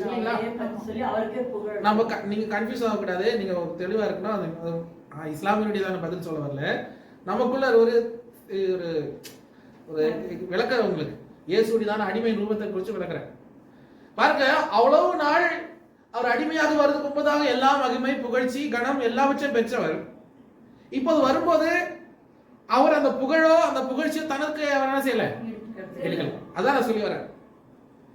என்ன ஆராதிக்க நான் சொல்லல, அவரு நான் தான் கடவுள் நாங்க என்ன பண்ணல, அவர் அங்க ஸ்தாபிக்கல. காரணம் என்ன தெரியுமா? அவர் வந்தது யாரை போல? அடிமையை போல. அவர் ஈடாக்க வரல, நான் தேவன், நான் கடவுள், என்ன ஆராதிக்கணும்னு சொல்ல வரல அவர். அவருடைய மெயின் பர்பஸ் என்ன? நம்ம எப்படியாவது ரட்சிக்கணும். அதுதான் அவருடைய குறிக்கோள் இல்லைங்களா? இப்போ நீங்க ஒரு இடத்துக்கு போறீங்க, உங்களுக்கு ஒரு நோக்கத்தோட நீங்க ஒரு இடத்துல போறீங்க, அந்த நோக்கத்தை நிறைவேற்றுகிற வரைக்கும் நீங்க வேற காரியங்களை என்ன பண்ண மாட்டீங்க, ஈடுபடுறது இல்லை. அதே போலதான் ஆண்டவர் சொல்றாரு, அவருடைய நோக்கம் என்ன? ஜனங்களை ரட்சிக்கணும். ஆனா வெளிப்பாடுல யோவான் பார்க்கிற தரிசனத்துல எப்படி இருக்குது? வெளிப்படுத்துற நிருபத்துல விசேஷத்துல யோவான் பார்க்கிற தரிசனத்துல பார்க்கும்போது அவருடைய எப்படி இருந்துச்சு? அவருடைய மகிமை அங்க வெறுமையா இருந்தாரு, அடிமையாவா இருந்தாரு? அவர் சொல்ல உலைக்களத்தில் போட்ட வெண்கலத்தை போல அவருடைய பாதங்கள், அக்னி ஜுவாலைக்கு சமமான கண்கள், தலை வெண்மை பஞ்சை போல வெண்மையான தலைமுடி இல்லையா, மார்க்கச்சை. இப்ப ஏற்பட்டதானா இயேசுவை பார்த்த உடனே முக கூப்புற விழுந்தார் யாரு? யோவான். அந்த யோவானை பார்த்து சொல்றாரு, நான் ஆதியும் அந்தவுமா இருக்கிறேன், அல்பாவும் வேகமா இருக்கிறேன், முந்தினவரும் பிந்தினவருமா இருக்கிறேன். 7 நட்சத்திரங்களை கையில பிடித்தவர், 7 தட்டு விளக்கு நடுவில் நிற்கிறவர். அந்த மகிமையுள்ள இயேசுவை கண்ட உடனே இப்ப என்ன பண்ணிட்டாரு? முகம் கூப்புற விழுந்தா. அவ்வளவு நாள் மார்புல சார்ந்தவனுக்கு இப்ப என்ன செய்ய முடியல? மார்புல சாய முடியல, பார்க்க கூட முடியல. காரணம், அவர் தேவனாக தன்னை வெளிப்படுத்தும் போது யோவானால தாங்க முடியல. அவ்வளவு நாள் இயேசு இயேசுவேன்னு சொல்ல மார்புல சார்ந்த மனுஷனுக்கு இப்போ அவருடைய உண்மையான சொருவத்தை பார்க்கும்போது அவரால் வெயிட் பண்ணி நிக்க முடியல. அதுதான் வித்தியாசம் சொல்றாங்க. அப்போ அவ்வளவு அந்த மகிமையையும் அந்த மகத்துவத்தையும் எல்லாவற்றையும் விட்டு அந்த இயேசு எப்படி வராருங்க? அடிமையின் ரூபமாக வராரு. அப்ப அதுதான் இங்க பவுல் சொல்றாரு. 7ஆம் வசனம் வாசிங்களே. தம்மை தாமே வெறுமையாக்கி அடிமையின் ரூபம் எடுத்து மனுஷ சாயலானார். அவர் மறுரூபமாய் காணப்பட்டு மரண பரியந்தம், அதாவது சிலுவையின் மரண பரியந்தமும் கீழ்ப்படிந்தவராகி. அப்ப பாருங்க, அவர் சொல்ல விளக்குறாரு, அந்த தேவனே வெறுத்து ஒரு மனுஷனாக காரியா வரும்போது நீங்க சபையில வீண் பெருமைக்கும் வாதத்திற்கும் இடம் கொடாமல் உங்களை தாழ்த்துங்கள். ஏக சிந்தை எப்படி சபைக்குள்ள வரும்? சபைக்குள்ள ஒற்றுமை இருக்கும் போது. அந்த ஒற்றுமை எப்படி வரும்? நான் பெரியவன் நீ சின்னவன் என்றதான வித்தியாசம் இல்லாமல் சமமாக தம்முடைய கூட்டு சகோதரி நேசிக்கும் போதுதான் அந்த மகிமை உண்டாகும். நம்ம சபைக்குள்ள எடுத்து போட வேண்டியதான் நம்ம பெரிய ஒரு கல்ச்சர் என்ன தெரியுமா? ஜாதி பிரச்சனை கிடையாது, ஜாதி பிரச்சனை இல்ல. முதல்ல சபையில தூக்கி போட வேண்டியது என்ன தெரியுமா? ஊழியக்காரன் பெரிய ஆளு, விசுவாசிங்களா சின்ன ஆளு யோசிக்கிறதான யோசனை தான் ஃபர்ஸ்ட் குப்பையில தூக்கி போடணும். எல்லாரும் சமமானவங்க தான் இல்லையா? சபைக்கு கிறிஸ்துக்கு முன்பதாக போய் நிற்கும் போது எல்லாரும் சமம் உள்ளவர்கள் தான். அங்க இயேசு எல்லாரையும் ஒரே போலதான் அவர் நேசிச்சாரு, ஒரே போலதான் நியாயம் விசாரிக்கிறார். இங்க ஐயோ இவர் பெரிய ஊழியக்காரர், இவர் சின்ன ஊழியக்காரர், எல்லாரும் கர்த்தருடைய பார்வைகளுக்கு சீஷர். அதான் இயேசு என்ன சொல்றாரு? நீங்க போய் சகல ஜாதிகளை சீஷர் ஆக்குங்க. ஊழியக்காரனாக்கு நான் சொன்னேன் இல்ல. அது போக போக போக சபையோட வளர்ச்சிக்கு உபதேசியார்கள், அதாவது அப்போஸ்தலர்கள், அதை நியமித்ததான சில அதிகாரங்கள், அவ்வளவுதான். அதனால சபையில ஒரு அப்போஸ்தலர், இவர் பெரிய அப்போஸ்தலர் இருக்குது, இவர் பெரிய தீர்க்கதரிசி, அதுக்கு நான் அவருக்கு என்ன பண்ணோம்? பெரிய சோஃபா போட்டு மேடல உட்கார வைக்கணும். இவன் யார்? இவன் பெரிய இவன் சுவிசேஷகன், இவர் இவாஞ்சலிஸ்ட், இவர் ஒன்றும் பெருசா இல்ல அப்படின்னு இல்ல. அதெல்லாம் ஒரு என்ன சொல்றது, ஒரு ஒழுக்கத்திற்காக நியமிக்கப்பட்டதான சில என்ன சொல்றது ஒரு பொசிஷன். அதை விட அதுக்கு மேல அதுல பெருசா அதுல ஒன்றும் பங்கு கிடையாது. கர்த்தருடைய பார்வைக்கு எல்லாரும் நம்ம எல்லாரும் யாரு? சமம், ஈக்குவல், சீஷன். இப்ப பாருங்க என்ன சொல்றாருன்னா, இங்க இங்கிலீஷ் பைபிள்ல தான் கிடையாது நோ ரெப்யூட்டேஷன். No reputation. ரெப்யூட்டேஷன்னா எந்த மதிப்பும் கிடையாது. அப்போ அதே போல நான் என்னுடைய செலவு சொல்லுவேன், to you know my reputation, என்னுடைய மதிப்பு என்ன தெரியுமான்னு கேட்பாங்க சில இடத்துல இல்லையா? சில கோவப்பட்டு அங்கே சொல்றாரு, இயேசுவே மதிப்பு இல்லாம ரெப்யூட்டேஷனை தூக்கி விட்டு வந்தாரு, நீ என்ன பெருசா ரெப்யூட்டேஷனை தூக்கி கேட்கிற? சைலண்டா இருந்து ஒரே மனதோடு இருந்து உன் கூட்டு சகோதரனை ஒரே போல நேசி. அதுதான் நம்ம சபைக்குள்ள ஏக சிந்தை எப்படி உண்டாக்கணும்? கிறிஸ்துவை போல, Christ model, Christ model, Christ மாடலை ஃபாலோ பண்ணும், எல்லாவற்றையும் வெறுத்து வரும். அதனாலதான் பவுல் ஒரு 3ஆம் அதிகாரத்துல பேசுறாரு, நான் 8ஆம் நாளில் விருது செய்தவன் பெற்றவன், நான் மேஜை கோத்திரத்தில் பிறந்தவன் இல்லையா? நான் எப்ரேன் நான் நியாயப்பிரமாணத்தை கற்றுக்கொண்டவர். நான் நியாயப்பிரமாணத்தின் நிமித்தம் என்ன பண்ணக்கூடாது, நியாயம் விசாரிக்க மீன்ஸ் என்ன குற்றம் சாட்டுவேன் அவ்வளவுக்கு கான்பிடன்ஸ் இருக்க மனுஷன் சொல்றாரு. அதெல்லாம் எப்படி பாக்குறேன் நானு, குப்பையா பாக்குறேன். காரணம் இயேசுவே அவருடைய மகிமை விட்டு வந்தாரு, என்னுடைய பெருமை நான் ஏன் கேட்கிறேன். நம்மளை பார்த்து எப்படி தெளிவா பேசுறாரு. அந்த மனுஷனே வெறுத்து சொல்றாரு. ஒரு பாரம்பரியம் இல்லாத நம்ம என்ன சொல்றோம், அவங்க பாஸ்டர் ஜோனி கூட்டுட்டு விசுவாசம், நீங்க யாரா 50 வருஷமா நம்ம ஊழியம் இல்லையா, அந்த பெருமை வருது. எது பண்ணாலும் சரி பரலோகம் போகணும், அதான் முக்கியம்.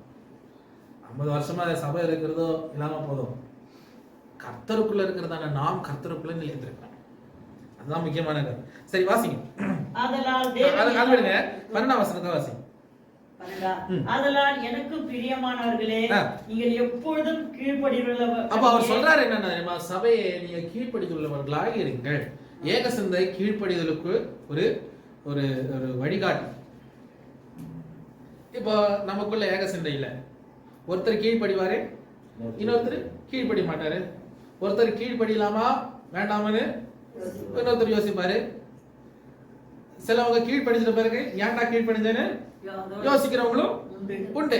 கீழ்ப்படியாம போயிட்டு ஏன்டா கீழ்ப்படியலன்னு யோசிக்கிறவங்களும் உண்டு. எல்லாமே கலப்படதான். அதுதான் அந்த ஏக சிந்தை இல்லாதனால அந்த பிரச்சனை. ஆனா என்ன சொல்றாரு, ஏக சிந்தை உள்ளவர்களாக கீழ்ப்படி உள்ளவர்களாக நீங்க, நான் உங்களுக்கு சமீபமா இருக்கும் பொழுது மாத்திரமல்ல, இதுதான் முக்கியமானது சொல்றாரு பாருங்க. நான் கூட இருக்கும்போது மாத்திரம் இதெல்லாம் பண்ணக்கூடாது, நான் தூரமா இருக்கும்போது கூட அதிக பயத்தோடு நடுக்கத்தோடும் ரட்சிப்பு நிறைவேற பிரயாசப்படுங்கள். உங்கள் ரட்சிப்பு நிறைவேற பிரயாசப்படுங்கள். இப்ப நமக்கு சபைக்கு பெஸ்ட் வசனம் தான். பாஸ்ட் இருந்தாலும் இல்லனாலும், பாஸ்ட் இல்லாம போகும்போதுதான் அதிக பயத்தோடு வரணும், அதிக விசுவாசத்தோடு இருக்கணும். நம்ம ரட்சிப்பு நிறைவேறுகிற வரைக்கும் காத்திருக்கணும். யாருக்கு? கர்த்தருக்கு.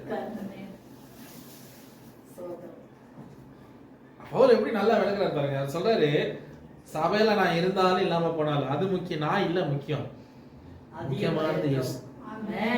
நான் இருக்கும்போது ஒரு வேஷம், நான் போன பிறகு ஒரு வேஷம் இருக்கக்கூடாது. நான் இல்லாம இருக்கும்போது நீங்க அதிகமா சுவிசேஷத்துல நிறைவேறுகிற அந்த ரட்சிப்புல நிறைவேறுவதற்காக பயபக்தியோடு நீங்க காத்திருக்கணும்னு அவர் கற்றுக்கிறார்.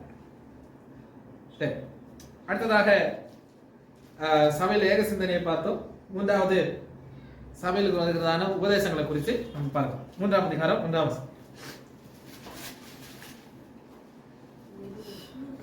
மேலும் என் சகோதரரே, கர்த்தருக்குள் சந்தோஷப்படுங்கள். எழுதினவைகளையே எழுதுவது எனக்கு வருத்தம் அல்ல, அது உங்களுக்கு நலமாயிருக்கும். அப்ப பவுல் சொல்றாரு, சபை மக்களை நீங்க சந்தோஷமா இருங்க. நான் எழுதுனதே மறுபடியும் எழுதுல எனக்கு கவலை இல்ல. உபதேசம் பண்ணதுல மறுபடியும் உபதேசம் பண்றதுல எனக்கு பிரச்சனை இல்ல. இந்த ஒற்றுமை குறித்து அவர் கொரிந்தில பேசுறாரு, பிலிப்பியர்ல பேசுறாரு, ரோமர்ல பேசுறாரு. எல்லா இடத்துலயும் ஒற்றுமை பறிச்சு பேசி பேசி பேசி அவருக்கு என்ன இல்ல, கவலை இல்ல. காரணம் சபை கிறிஸ்துவுக்குள்ள உத்தமமா வளரும். நாய்களுக்கு எச்சரிக்கை முதல்ல சொல்றாரு பாருங்க, நாய்களுக்கு எச்சரிக்கையா இருங்க. பொல்லாத வேலையாட்களுக்கு எச்சரிக்கையா இருங்க. மூன்றாவது, சுன்னத்துக்காரர்களுக்கு எச்சரிக்கையா இருக்கு. நான் அதுக்கு வேற விளக்கம் கொடுக்க போல, நான் வேற இடத்துல போக விரும்பல, நான் இங்கேயே நிக்கிறேன். அது செப்பரேட்டா நமக்கு டிஸ்கஸ் பண்ணலாம் வேற ஆன்லைன்ல. சரி, இங்க நாய்களுக்கு எச்சரிக்கையா இருக்க பொதுவா என்ன சொல்லுதுன்னா, அந்த காலத்துல புறஜாதிகளை நாய்களை போல ட்ரீட் பண்ண நிமித்தமாக நாய்கள் என்று சொல்லலாம் என்று ஒரு சிலர்கள் விளக்குறாங்க. நான் எனக்கு அதுக்கு உண்டான ஒரு திருப்தி இல்லை. அந்த புறஜாதிகளை குறித்து நாய்ன்னு சொல்ல முடியுமா? எல்லாரும் மனுஷன் தான். சரி, யூதனுடையதான தோற்றம் தான் நாய். பவுல் மற்ற ஒரு புறஜாதிகளை நாய்னு கூப்பிடுவார்? கண்டிப்பா கூட மாட்டேன். எல்லாரும் தேவைப்பிள்ளை தான் அவர் ஒரு இது. என்னுடைய யோசனை என்னன்னா, சபைக்கு விரோதமாக செயல்படுகிறதான இந்த அக்கிரமக்காரர்களுக்காக அவர் போட்ட ஒரு பேர் தான் நாய்கள். ஏன்னா இந்த நாய்க்கு நம்ம எச்சரிக்கையா இருக்கணும். என்ன பண்றாரு அடுத்தது? இரண்டாவது பொல்லாத வேலையாட்கள் எச்சரிக்கையார். காரணம் என்ன? உங்களதான ஏக சிந்தனையை கெடுக்கிறது, உங்க சமாதானத்தை கெடுக்கிறத, உங்களதான மகிழ்ச்சியை கெடுக்கிறதான இப்பேற்பட்டதான நபர்கள் இருந்து நீங்க எச்சரிக்கையாருங்க. அதான் சொல்றாங்க. சுன்னத்துக்காரர்களுக்கு எச்சரிக்கை. யூத மதஸ்தர்கள் என்ன பண்றா, விருத்த சேதனம் பண்ணு, அது பண்ணு, நியாயப்பிரமாணத்தை பெற்றுக்கொள், அப்படி இப்படி பண்ணுன்னு சொல்லி அவனும் சொல்றான். ஒரு சிலர் என்ன விளக்குவாங்கன்னா, சுன்னத்துக்காரங்க யாரு? முஸ்லிம்ஸ். அவன் என்ன சுன்னத்து பண்றான்? தெரியாம முடிக்கிறீங்க. அவன் முஸ்லிம்ஸுக்கு முஸ்லிம்ஸ் பத்தி பேசல. முஸ்லிம்ஸ் அப்ப உருவாகவே இல்லை. இது வசனம் சொல்லி 300-400 வருஷத்துக்கு அப்புறம் தான் அந்த கூட்டம் உருவாகுது. அதுக்கு இதுக்கு சம்பந்தம் இல்லை. தயவுசெய்து இங்க சொல்றாரு, சபையில உருவாக்குறதான குழப்பங்களுக்கு பவுல் பேசுறாரு. இந்த யூத மதஸ்தர்கள் யூத கலாச்சாரங்களை உள்ள கொண்டு வந்து சபையில இருக்கிறதான சமாதானத்தை கெடுத்து, சபையில இருக்கிறதான ஒற்றுமையை கெடுத்து, சபைக்குள்ள உபதேசங்களை மாறுபாடாக உபதேசித்து சபைக்குள்ள குழப்பங்களை உண்டாக்குறத தான் பவுல் கண்டிக்கிறார். இங்க மற்றவங்களை யாருமே பவுல் பேசல. இது உள்ளுக்குள்ள நடக்கிற பிரச்சனை. இது சபை உபதேசங்கள் நடக்கிற பிரச்சனை. இது இதுல முஸ்லீமுக்கும் பங்கு இல்ல, புறஜாதிக்கும் பங்கு இல்ல, யாருக்குமே பங்கு இல்லை. இப்ப நம்ம சபைக்குள்ள பிரச்சனை பிரிவினர் மத்தவங்களை திருத்த முடியும் இல்ல? நமக்குள்ளதான் நம்ம திருத்த வேண்டியது திருத்தணும், இல்லீங்களா? அதே போல பவுல் சொன்னாரு, நீங்க ஜாக்கிரதையா இருக்கணும். உள்ள வருகிற சில தவறான உபதேசம் சொல்லுகிறதான நாய்களுக்கு நீங்க ஜாக்கிரதையா இருக்கணும். அடுத்தது பொல்லாங்கை செய்கிறதான நாய்களுக்கு நீங்க ஜாக்கிரதையா இருக்கணும். சுன்னத்துக்காரர்கள் பழைய நியாய பிரமாணத்தை கொண்டு வருகிறதான அவர்களுக்கு நீங்க நியாய ஜாக்கிரதையா இருக்கணும். காரணம், நீங்க கிருபையில இருக்கிறீங்க. கிருபையினால நாம் ரட்சிக்கப்பட்டிருக்கிறோம், கிரியைகளால் அல்ல. அப்ப கிரியையினாலே எல்லாம் நியாய பிரமாணத்தை இயேசு கிறிஸ்து சிலுவையில நிறைவேற்றி முடித்து விட்டார். அப்ப நம்ம நியாய பிரமாணத்தின் பிள்ளைகள் அல்ல, கிருபையின் பிள்ளைகள். அப்ப அந்த நியாய பிரமாணத்தை நமக்கு முக்கியம் கிடையாது. நமக்கு முக்கியமானது இயேசு, அவருடைய சுவிசேஷம், அந்த ரட்சிப்பு நிறைவேறுவதற்காக என்னென்ன செய்யணுமோ அதுக்காக விசுவாசம் உள்ளவர்களாக காணப்படணும். அடுத்தது, ஏனெனில் மாம்சத்தின் மேல் நம்பிக்கையாயிராமல், அடுத்து சொல்றாரு, மாம்சத்தின் மேல் நம்பிக்கை இல்லாமல் ஆவியினாலே தேவனுக்கு ஆராதனை செய்து கிறிஸ்து இயேசுவுக்குள் மேன்மை பாராட்டுகிற நாமே விருத்த சேதனம் உள்ளவர்கள். இப்ப பாருங்க, அவர் சொல்றாரு விருத்த சேதனம் இப்ப யாருக்கு வந்துச்சு? அவன் ஒருவேளை மாம்சத்துக்குள்ள பண்ணிருக்கலாம். யாரு? யூதர்கள், இல்லையா? மாம்சத்தின் படி அவங்க செய்தாங்க. உங்களுக்கு விருத்த சேதனம் பத்தி விளக்குற. விருத்த சேதனம் சொல்லும் போது ஒரு ஆண் குறியில இருக்கிறதான நுனித்தோல் என்ன பண்ணுவாங்கன்னா, முன்னாடி இருக்கிற தோல் என்ன பண்றாங்க, கட் பண்றதா. அது கட் பண்ணி என்ன பண்றது, அது விடுறதா. அது கர்த்தர் என்ன பண்ணாரு, ஆபிரகாம் காலத்துல இட்டதானே அது கட்டளை. அந்த கட்டளை அது வருகிறது. இப்ப பாருங்க, ஒரு மிருகத்தை கட் பண்ணும்போது என்ன வரும்? ரத்தம் வரும். அப்போ மனுஷனுக்கு கர்த்தர் ஒரு இது. அப்போ இந்த சுன்னத்து செய்யும்போது என்ன வருது? ரத்தம் வருது. அந்த ரத்தம் ஒரு பலிக்கு சமமாக, தேவனுக்கு முன்பதாக அடையாளமாக கர்த்தர் வைத்திருக்கிறதான ஒரு பழைய ஏற்பாட்டில் ஒரு என்ன சொல்றது, ஒரு நியமம், ஒரு கட்டளை வச்சுக்கலாம். ஓகேவா? ஆனா அது புதிய ஏற்பாட்டில் வரும்போது அது இனி என்ன இல்லை, வேல்யூ இல்லை. காரணம், பழைய ஏற்பாட்டில் அது கிரியையினால வெளிப்படுத்தும் போது புதிய ஏற்பாட்டில் அது எப்படி வெளிப்படுத்துகிறது? விசுவாசத்தினாலே வெளிப்பட்டது. அதனாலதான் பவுல் ரோமன்ல சொல்றாரு, ஆபிரகாம் எப்படி ரட்சிக்கப்பட்டு நீதிமானாக்கப்பட்டார்? விசுவாசத்தினால. எப்போ சுன்னத்து பண்ணார் ஆபிரகாம்? எந்த வயசுல பண்ணாரு? எந்த வயசுல ஆபிரகாம் விருத்த சேதனம் பண்ணாரு? சொல்லுங்க அங்கிள், மறந்துட்டீங்களா? 99 இல்லையா? தெரியுமா தெரியாதா? என்ன சொல்றீங்க? சரி, கன்ஃபியூஷன் வேணும், படிக்கலாம். எல்லாம் அப்படி முடிக்கிறீங்க. இல்ல, ஏசா பிறக்கிறதுக்கு முன்பதாகவே. இஸ்மாவேலுக்கு எனக்கு ஒன்னா தான் நடந்தது. ஈசா பிறக்கிறதுக்கு முன்னாடியே நடந்துச்சு. மறந்துட்டீங்களா?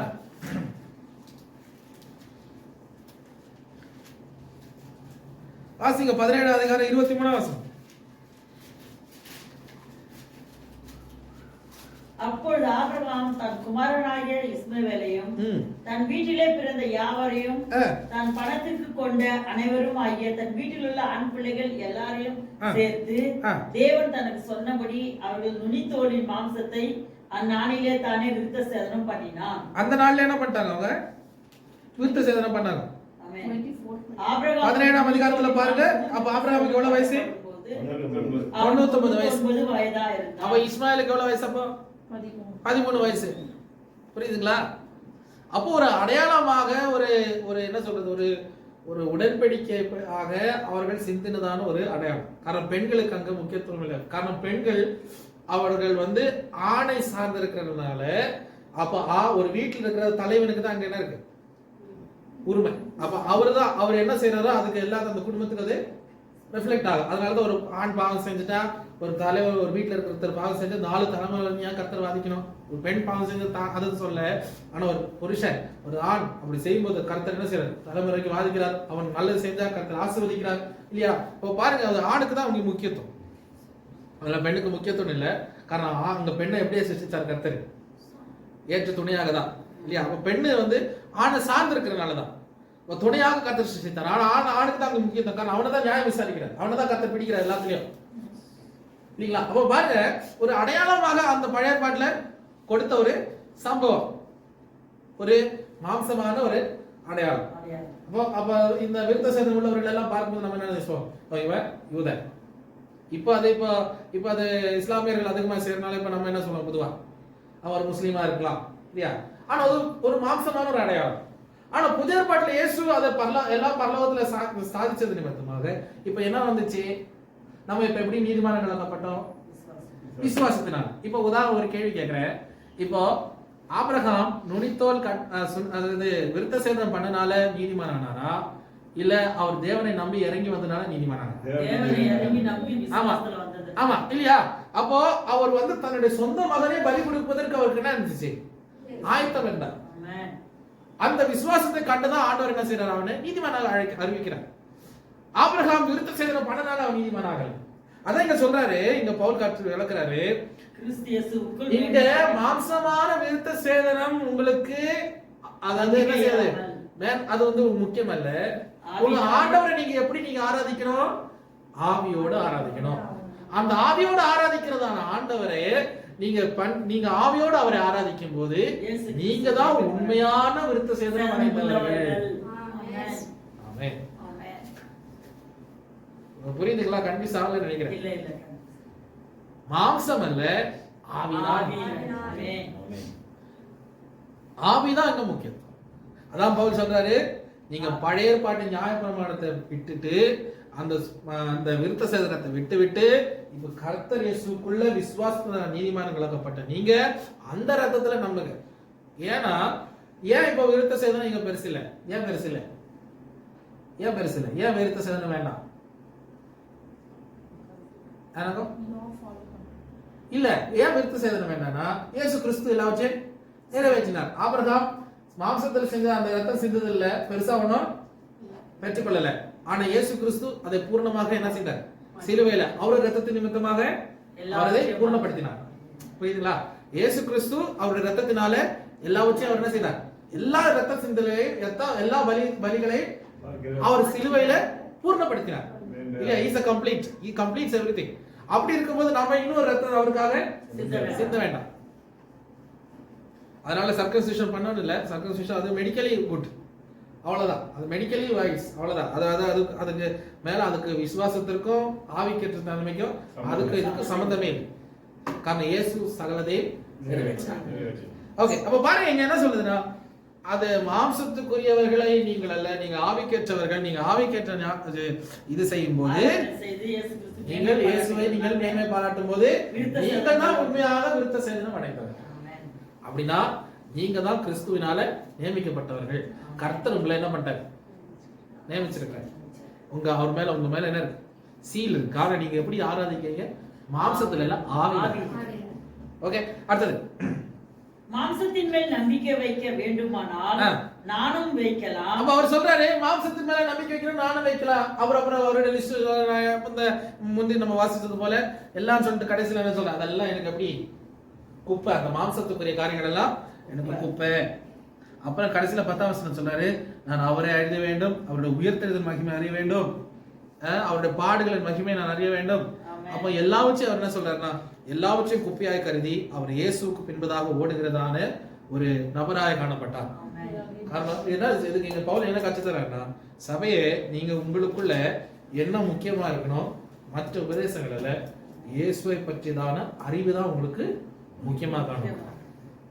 மற்றவர்கள் என்ன பேசுறாங்க, மற்றவங்க என்ன கற்றுத்தராங்க இல்ல, நீங்க மிகவும் ஜாக்கிரதை உள்ளவர்களா இருந்து இது இயேசுவை பற்றிதான உண்மையான வார்த்தைகளா என்று உங்கள் ரட்சிப்புக்கும் உங்களுடையதான ஞானஸ்நானத்திற்கும் உங்களுடையதான விசுவாசத்திற்கும் இது உங்களை அதிக பெருக செய்கிறதா என்று நீங்கள் விசாரித்து ஞானம் உள்ளவர்களாய் நடந்து நீங்கள் அதை பிடித்துக் கொள்ளுங்கள்.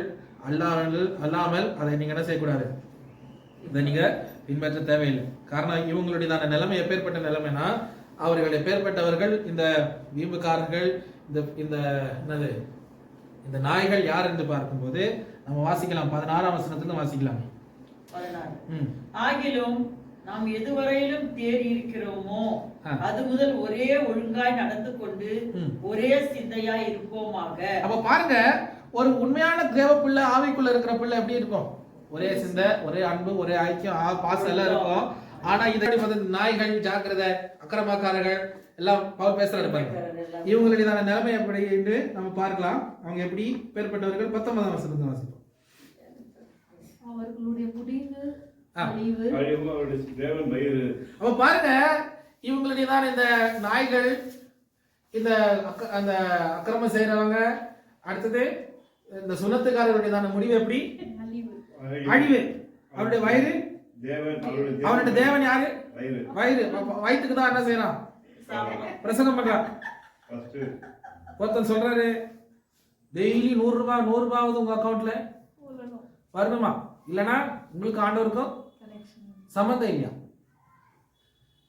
அது என்ன, எந்த உலகத்துல இருந்து வந்தது தெரியல. ஆனா இந்த ஆளு லோனுக்கு வண்டியை வாங்கி அவன் 8 வருஷமா லோன் கட்டாம இருக்கும்போது பேங்குக்காரன் என்ன பண்ணிருக்கிறாங்க, சீஸ் பண்றதுக்கு நோட்டீஸ் அனுப்பி இருக்கிறான். ஆனா இவன் என்ன பிரசங்கம் பண்றான், டெய்லி 100 ரூபாவது அக்கௌண்ட்ல வரணும், இருக்கிற காசை ஃபர்ஸ்ட் கட்டு, அவர் 100 ரூபாய் அப்புறம் வர வைக்கலாம் இல்லையா? அவனே இருக்கிற வாங்கின கடனுக்கு உத்தமம் இல்லை. இவங்க தேவனுடைய, அப்ப இவங்களுடைய கடவுள் யாருமா? வயிறு. லேண்டு வாங்கணுமா, பில்டிங் வாங்கணுமா? அப்ப இது எதுக்காக வாழ்றான் தெரியுமா? சுவிசேஷத்தினால. அதை பவுல் சொல்றாரு பாருங்க. அவர் சொல்றாரு, இந்த பவுல் எல்லாவற்றையும் இழந்து விட்டுட்டு குப்பைன்னு கருதின மனுஷன் இப்ப அவர் சொல்றாரு, இந்த கள்ள உபதேசியார்களுடைய நிலைமை எப்படி? வயிற்றுக்காக அவன் ஊழியத்தை செய்யறாங்க. ஆனா உண்மையான கிறிஸ்தவன் வயிற்றுக்காக இருக்கக்கூடாது. பாடுகளை சகிச்சாலும், பட்டினி கிடந்தாலும் அவருக்கென்று உண்மையாக உண்மை செய்ய. படி. அவருடைய மகிமை, அவருடைய இச்சையே. அப்ப அவருடைய மகிமைகள் எது? அவருடைய இச்சை. அவர்கள் பூமி கடத்தவரை சிந்திக்கிறார்கள். அவர்கள் பூமிக்கு ஏற்றவர்களை அவர்கள் சிந்திக்கிறார்கள். பூமியில எப்படி வாழணும்? நல்ல வீடு வேணும், நல்ல பங்களா வேணும், நல்ல பெரிய கார் வேணும். இது அவங்கள்ட்ட தானே சிந்தனை. நான் விரும்புறது என்ன தெரியுமா? நான் ஜெபிக்கிறது என்ன தெரியுமா? ஆண்டவரே, ஒருவேளை நீங்க என்னை ஆசீர்வதிக்கிறீங்கன்னா எனக்கு ஒரு பிசினஸ் ஸ்டார்ட் பண்ணும். நான் உண்மையை சொல்றேன், சபையில் இருக்கிறத சொல்றேன். எனக்கு ஒரு பிசினஸ் ஸ்டார்ட் பண்ணும். எனக்கு ஒரு அந்த குறிக்கோள் இருக்கு. ஒரு சொந்தமா ஒரு பிசினஸ் ஆரம்பிச்சு அந்த பிசினஸ் வருமானத்துல என்ன பண்ணும்? ஊழியர் இருக்கட்டவங்க என்னுடைய காரியங்களை பார்த்துக்கொள்ளணும். எனக்கு ஒரு வீடு வேணுமா, எனக்கு ஒரு கார் வேணுமா, என்னுடைய தேவைக்கு என்ன பண்ணும்? நான் கஷ்டப்பட்டு சம்பாதிச்சு அதுல இருந்து நான் பிரயாசப்பட்டு நான் செய்யணும். சபையில இருந்து வருகிறதான வருமானத்தையும் அந்த பணத்தை என்ன பண்ணும்? சேர்த்து ஊழியர்களுக்கும் ஊழியக்காரர்களுக்கும் உதவி செய்யணும்னு தான் நான் ஆசைப்படுறேன். நான் விரும்புறது, ஜெபிக்கிறது அப்படிதான். எல்லாருக்கும் அப்படி இருக்கணும்னு நான் சொல்லலை. நான் எல்லாரும் என்னுடைய சிந்தையை போல அவங்க வரணும் நான் யாருமே என்ன செய்யறதில்லை. அது என்னுடைய நோக்கம், என்னுடைய குறிக்கோள். கர்த்தாவே, நான் விசுவாசிகளை காசு வாங்கிட்டு உமக்கு உண்மை இல்லாம கொடுக்குறவங்களுக்கு உண்மை இல்லாம என்ன பண்ணக்கூடாது, நான் இருக்கக்கூடாது. என்னுடைய வாஞ்சை, நான் ஜெபிக்கிறது தான். கர்த்தருடைய சித்தம் எதுவோ அது நடக்கட்டும். சரி பாருங்க, இங்க என்ன சொல்றாரு? இவனுடைய யோசனை எல்லாம் என்ன தெரியுமா? பூமிக்குரியதான காரியம். ஒரு பாஸ்ட் ஊழியம் பண்றாரு. அவர் என்ன பண்ணாரு? லேண்டு புரோக்கரா இருக்கிறார். புரோக்கர் என்ன பண்ணுவாரு? எல்லாம் பொய் சொல்லணும் இல்லைங்களா? நல்லா பொய் சொல்லணும். கவர்மெண்ட்டுக்கிட்டையும் போய் சொல்லணும், விற்கிறவங்கிட்டையும் போய் சொல்லணும், வாங்குறவங்கிட்டையும் போய் சொல்லணும். இவர் எதுக்கு? இவருடைய வயிற்றுக்காக, இவருடைய கமிஷனுக்காக இல்லைங்களா? நேர்மையான சம்பாதிக்க முடியுமா? ஒரு புரோக்கருக்கு நேர்மையா சம்பாதிக்க முடியுமா? முடியவே முடியாது. அவர் சொல்ற பொய்க்கு கணக்கு கிடையாது. அதே போல நிறைய வேலைகள் இருக்கு. சரி, அப்ப பாருங்க, உங்களுடைய யோசனை பூமிக்கு அறிந்த காரியங்கள், ஆனா நம்முடைய காரியங்கள் எப்படி இருக்கணும்? இதுதான் பவுல் சொல்றாரு. இவங்க வயிற்றுக்காக நீங்க போராட வேண்டாம், அது இதுக்கு போராட வேண்டாம், உங்களுடைய குடியிருப்பு பரலோகத்திலே. சரி, இப்போ இந்த பவுல் இதெல்லாம் சொல்லின பிறகு அவர் கடைசியில் என்ன சொல்றாரு? 4ஆம் அதிகாரத்துக்கு வருவோமே. 4ஆம் அதிகாரத்துக்கு வந்துட்டு அவர் சொல்றாரு, ஒரு தேவ பிள்ளைக்கு என்ன இருக்கணும்? 4ஆம் வசனத்துக்கு வசிப்போம். கர்த்தருக்குள் எப்பொழுதும் சந்தோஷமா இருங்கள் என்று மறுபடியும் உங்ககிட்ட சொல்றேன். உங்கள் சாந்த குணம் எல்லா மனுஷருக்கும் தெரிந்திருப்பதாக. கர்த்தர் சமீபமாய் நீங்கள் ஒன்றும் கவலைப்படாமல் எல்லாவற்றையும் குறித்து உங்கள் விண்ணப்பம் ஸ்தோத்திரத்தோடு கூடி ஜெபத்தினாலும் வேண்டுதலினாலும் தேவனுக்கு தெரியப்படுத்துங்கள். அப்போது எல்லாவற்றுக்கும் மேல தேவ சமாதானம். அப்போ நீங்க எப்படி இருக்கணும்? கர்த்தருக்குள் சந்தோஷமா இருக்கும்போது நீங்க எப்படி இருக்கணும்? நீங்க 5ஆம் வசனத்துல உங்களுடைய நீங்க சாந்த குணம் உள்ளவர்களா இருக்கணும். 6ஆம் வசனத்துல என்ன சொல்லுது? நீங்கள் எச்சரிக்கை உள்ளவர்களாக, எதை குறித்து நீங்க கவலைப்படாம எல்லாவற்றிலும் ஜெபத்தோடும் ஸ்தோத்திரத்தோடும் தேவனுக்கு நீங்க பண்ண வேண்டுதல் செய்யும் போது, அப்படி தெரியப்படுத்தும் போது 7ஆம் வசனத்துல என்ன வருது? எல்லா என்னதுக்கும் எல்லா புத்திக்கும் இருக்கிற மேலான தேவ சமாதானம் உங்கள் இதயங்களையும் உங்கள் சிந்தைகளையும். அப்ப தேவ சமாதானம் எப்போ வரும்? தேவ சமாதானம் எப்போ வரும்? எப்படி வரணும்? தேவையில்லாத குப்பையை தலையில வைக்காம எல்லாவற்றையும் தூக்கி போட்டுட்டு, அதான் 7-5-6ஆம் வசனத்துல be careful for nothing. ஒதுக்க நீங்க கவலைப்பட வேண்டிய அவசியம் இல்லை. கர்த்தர் எல்லாவற்றையும் பார்த்துக் கொள்வார். அந்த விசுவாசம் ஒரு தேவ ஊழியக்காரனுக்கும் பிள்ளைகளுக்கும் விசுவாசிகளுக்கும் எல்லா ஆத்துமாக்களுக்கும் தேவை. கர்த்தர் பார்த்துக் கொள்வார், இல்லீங்களா? ஒரு காலத்துல பரிசுத்தவான்களுக்கு இருக்கிற நம்பிக்கை என்ன தெரியுமா? அவங்க கிட்ட ஏதாவது ஒண்ணு சொன்னா துக்கமா ஒரு ஒருத்தர் அவர் சொல்ற வார்த்தை என்ன தெரியுமா? மதன் கர்த்தர் பார்த்துக் கொள்வார், இல்லையா? ஜெபிப்போம், நம்ம ஜெபிக்கலாம், அப்படிதான் அவங்க சொல்றது. இப்போ அப்படி இல்லை. இப்போ எங்க ஃபர்ஸ்ட் லோன் கிடைக்கும்னு அட்வைஸ் பண்றது தான். இப்போ ஒரு விசுவாசி வந்து, பாஸ்டர் எனக்கு ரொம்ப கால் வலிக்குதுன்னு சொல்லும்போது அந்த பாஸ்டர் என்ன சொல்றாரு? இந்த ஹாஸ்பிட்டலுக்கு போ, அந்த டாக்டர் ரொம்ப நல்ல டாக்டர், இல்லையா? அப்படி சொல்றது தவறு ஒன்றும் கிடையாது. நான் சும்மா ஒரு உதாரணமா சொன்னேன். ஆனா முந்தின காலத்துல விசுவாசம் வித்தியாசமா இருக்கும். அவங்க என்ன சொல்லுவாங்கன்னா, கர்த்தர் பார்த்துக் கொள்வார். அவங்க ஜெபிக்கிறவர்களா காணப்பட்டாங்க, அவங்க துதிக்கிறவர்களாக காணப்பட்டாங்க, அவங்க ஜெபத்திற்கு முக்கியத்துவம் கொடுத்தாங்க. அதே போலதான் அவர் சொல்றாரு, தேவ சமாதானம் எல்லா புத்தியை பார்க்கிலும் மேலான தேவ சமாதானம் உங்கள் மனதை நிரப்புவதாக. சரி, அடுத்தது 8ஆம் வசனத்தை சொல்லுது. கடைசியாக சகோதரரே, உண்மை உள்ளவைகள் எவைகளோ, ஒழுங்கும் உள்ளவைகள் எவைகளோ, நீதி உள்ளவைகள் எவைகளோ, கற்புள்ளவைகள் எவைகளோ, அன்புள்ளவைகள் எவைகளோ, கீர்த்தி உள்ளவைகள் எவைகளோ, புண்ணியம் எதுவோ, புகழ் எதுவோ, அவைகளையே சிந்தித்துக் கொண்டிருங்கள். அப்ப சிந்தை எதுல இருக்கணுங்க? எது பாசிட்டிவ் தருதோ அது மேல சிந்தை உள்ளவர்கள். ஐயோ, இந்த நபர் அது பிரசங்கம் பண்றான், அவர் இதை பிரசங்கம் பண்றான், அவன் கார்ல போறான், இவன் பைக்ல போறான், அதை பத்தி கவலைப்படாம உங்களுடைய ஆவிக்கும் ஆத்துமாவுக்கும் உங்களுடைய சரீரத்திற்கும் எது பரிசுத்தமாக உங்களை கர்த்தர் முன்பதாக நிறுத்துகிறது, அதை குறித்துதான் சிந்தை உள்ளவர்களாக நீங்க என்ன செய்யணும்? நீங்க காணப்படும்.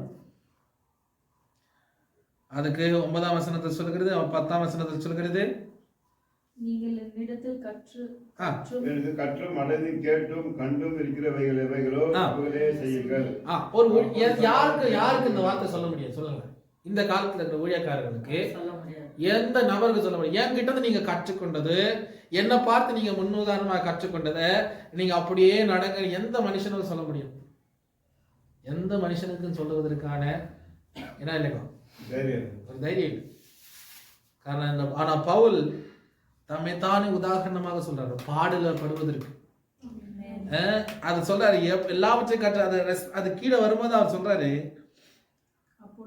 11ஆம் அதிகாரம் 11ஆம் வசனம், என் குறைச்சலினால் நான் இப்படி சொல்கிறது. அவர் சொல்றாரு, நீங்க ஒருபோதும் நினைக்க கூடாது, ஐயோ ஊழியக்காரர் ரொம்ப வேதனைப்படுறதுனால தான் இதெல்லாம் சொல்றாருன்னு நீங்க நினைக்க கூடாது. ஊழியக்காரர் சிறையில் இருக்கிறனால தான் நீங்க ரொம்ப நான் ஊழியக்காரர் இது பேசுறான்னு நினைக்க கூடாது. ஆனா அவர் சொல்ற, நான் எந்த நிலையில் இருந்தாலும் நான் மனரமியமா இருப்பதற்கு நான் கற்றுக்கொண்டேன். இந்த கற்றுக்கொண்டவர் தான் சொல்றாரு, தாழ்ந்திருக்கவும் தெரியும், வாழ்ந்திருக்கவும் தெரியும், எவ்விடத்திலும் எல்லாவற்றிலும் திருப்தியா இருக்கவும், பட்டினியா இருக்கவும், பரிபூர்ணம் அடையவும், குறைபடவும் போதிக்கப்பட்டேன். என்னை பலப்படுத்த கிறிஸ்துவினாலே எல்லாம் புரியுது அந்த வசனத்தோட விளக்கம். சும்மா தேவையில்லாததுக்குள்ள என்னை பலப்படுத்த கிறிஸ்துவினால எல்லாம் செய்ய பலன் இல்ல போனா எல்லா சூழ்நிலைகளையும் ஒரு ஊழியக்காரனுக்கு நிக்க முடியும் என்றதான தைரியத்தை பவுல் என்ன செய்யறாரு, வெளிப்படுத்துறாரு. நான் கவலையில இருக்கிறனால இது சொல்லல தேவஜனமே, அவர் சொல்றாரு, சபையை பார்த்து சொல்றாரு, சபையை நான் கவலையில இருக்கிறனால நீங்க வந்து வேதனை பண்ணுங்க நான் சொல்லல. நான் எல்லா சூழ்நிலையும் நான் போயிட்டேன், எல்லா சூழ்நிலையும் அனுபவிச்சிருக்கிறேன், துக்கத்தை அனுபவிச்சிருக்கிறேன், சந்தோஷத்தை அனுபவிச்சிருக்கிறேன், சாப்பாடு அனுபவிச்சிருக்கிறேன், பட்டினி அனுபவிச்சிருக்கிறேன், வேதனை அனுபவிச்சிருக்கிறேன், தாகத்தை அனுபவிச்சிருக்கிறேன், எல்லாவற்றையும் அனுபவிச்சிட்டேன். எல்லாவற்றையும் செய்வதற்கு கர்த்தர் எனக்கு என்ன தந்திருக்கிறார், வேலை தந்தார். எல்லாத்திலையும் கர்த்தர் எனக்கு என்ன செய்தார், எனக்கு கற்று தந்திருக்கிறார். ஆமென். தேவ சபைக்கு தேவ ஊழியக்காரருக்கு தேவையானது என்ன தெரியுமா, நம்பிக்கை. அப்புறம் அடுத்ததாக அவர் சொல்றாரு, இந்த பிலிப்பி சபை அவர் பாராட்டினார். கடைசியில அவர் என்ன சொல்றாருன்னா, எல்லா சபை மக்களை அவர் பாராட்டி கடைசியில அவர்கள் ஊழியக்காரருக்கு கொடுத்ததான நன்மைக்காக அவர் என்ன செய்யறார், 18, 19, 20 வசனங்களில் அவர்களை தேற்றினார். அவர் ஆசீர்வதிக்கிறார். 19ஆம் வசனத்துல அவர் என்ன சொல்றாரு, தேவனாகிய கர்த்தர் தம்முடைய ஐஸ்வரியத்தின்படி உங்கள் குறைவெல்லாம் கிறிஸ்து இயேசு மகிமையிலேயே according to his riches and glory மகிமையிலே நிறைவேற்றுவார். கொடுக்கிற விசுவாசியை பார்த்து சொல்றாரு, உன் குறையெல்லாம் கர்த்தர் என்ன செய்தார், நிறைவாக மாற்றுவார். எதுல கொடுக்கணும், பணத்துல மாத்திரம் இல்லை, பணத்துல மாத்திரம் இல்லை, எல்லாவற்றிலும் உங்கள் ஆவி, உங்கள் ஆத்மா, உங்கள் சரீரம், உங்கள் விசுவாசம், உங்கள் ஜெபம், உங்கள் தைரியம், உங்கள் நம்பிக்கை, உங்கள் ஆறுதல், உங்கள் சமாதானம் எல்லாம் கிறிஸ்துவுக்குள்ள நீங்க மகிமையா நீங்கள் செலுத்தும் போது அவர் எல்லா விதமான ஆசீர்வாதத்தை உங்களுக்கு தந்து உங்களை ஆசீர்வதிப்பாராக. ஆமென். எந்த நிருபத்திலே பவுல் இந்த மாதிரி ஆசீர்வதிச்சது நம்ம பார்த்ததில்ல. இந்த பிலிப்பி சபையில இந்த மாதிரி ஜெபிச்சு ஆசீர்வதிக்கிறார்.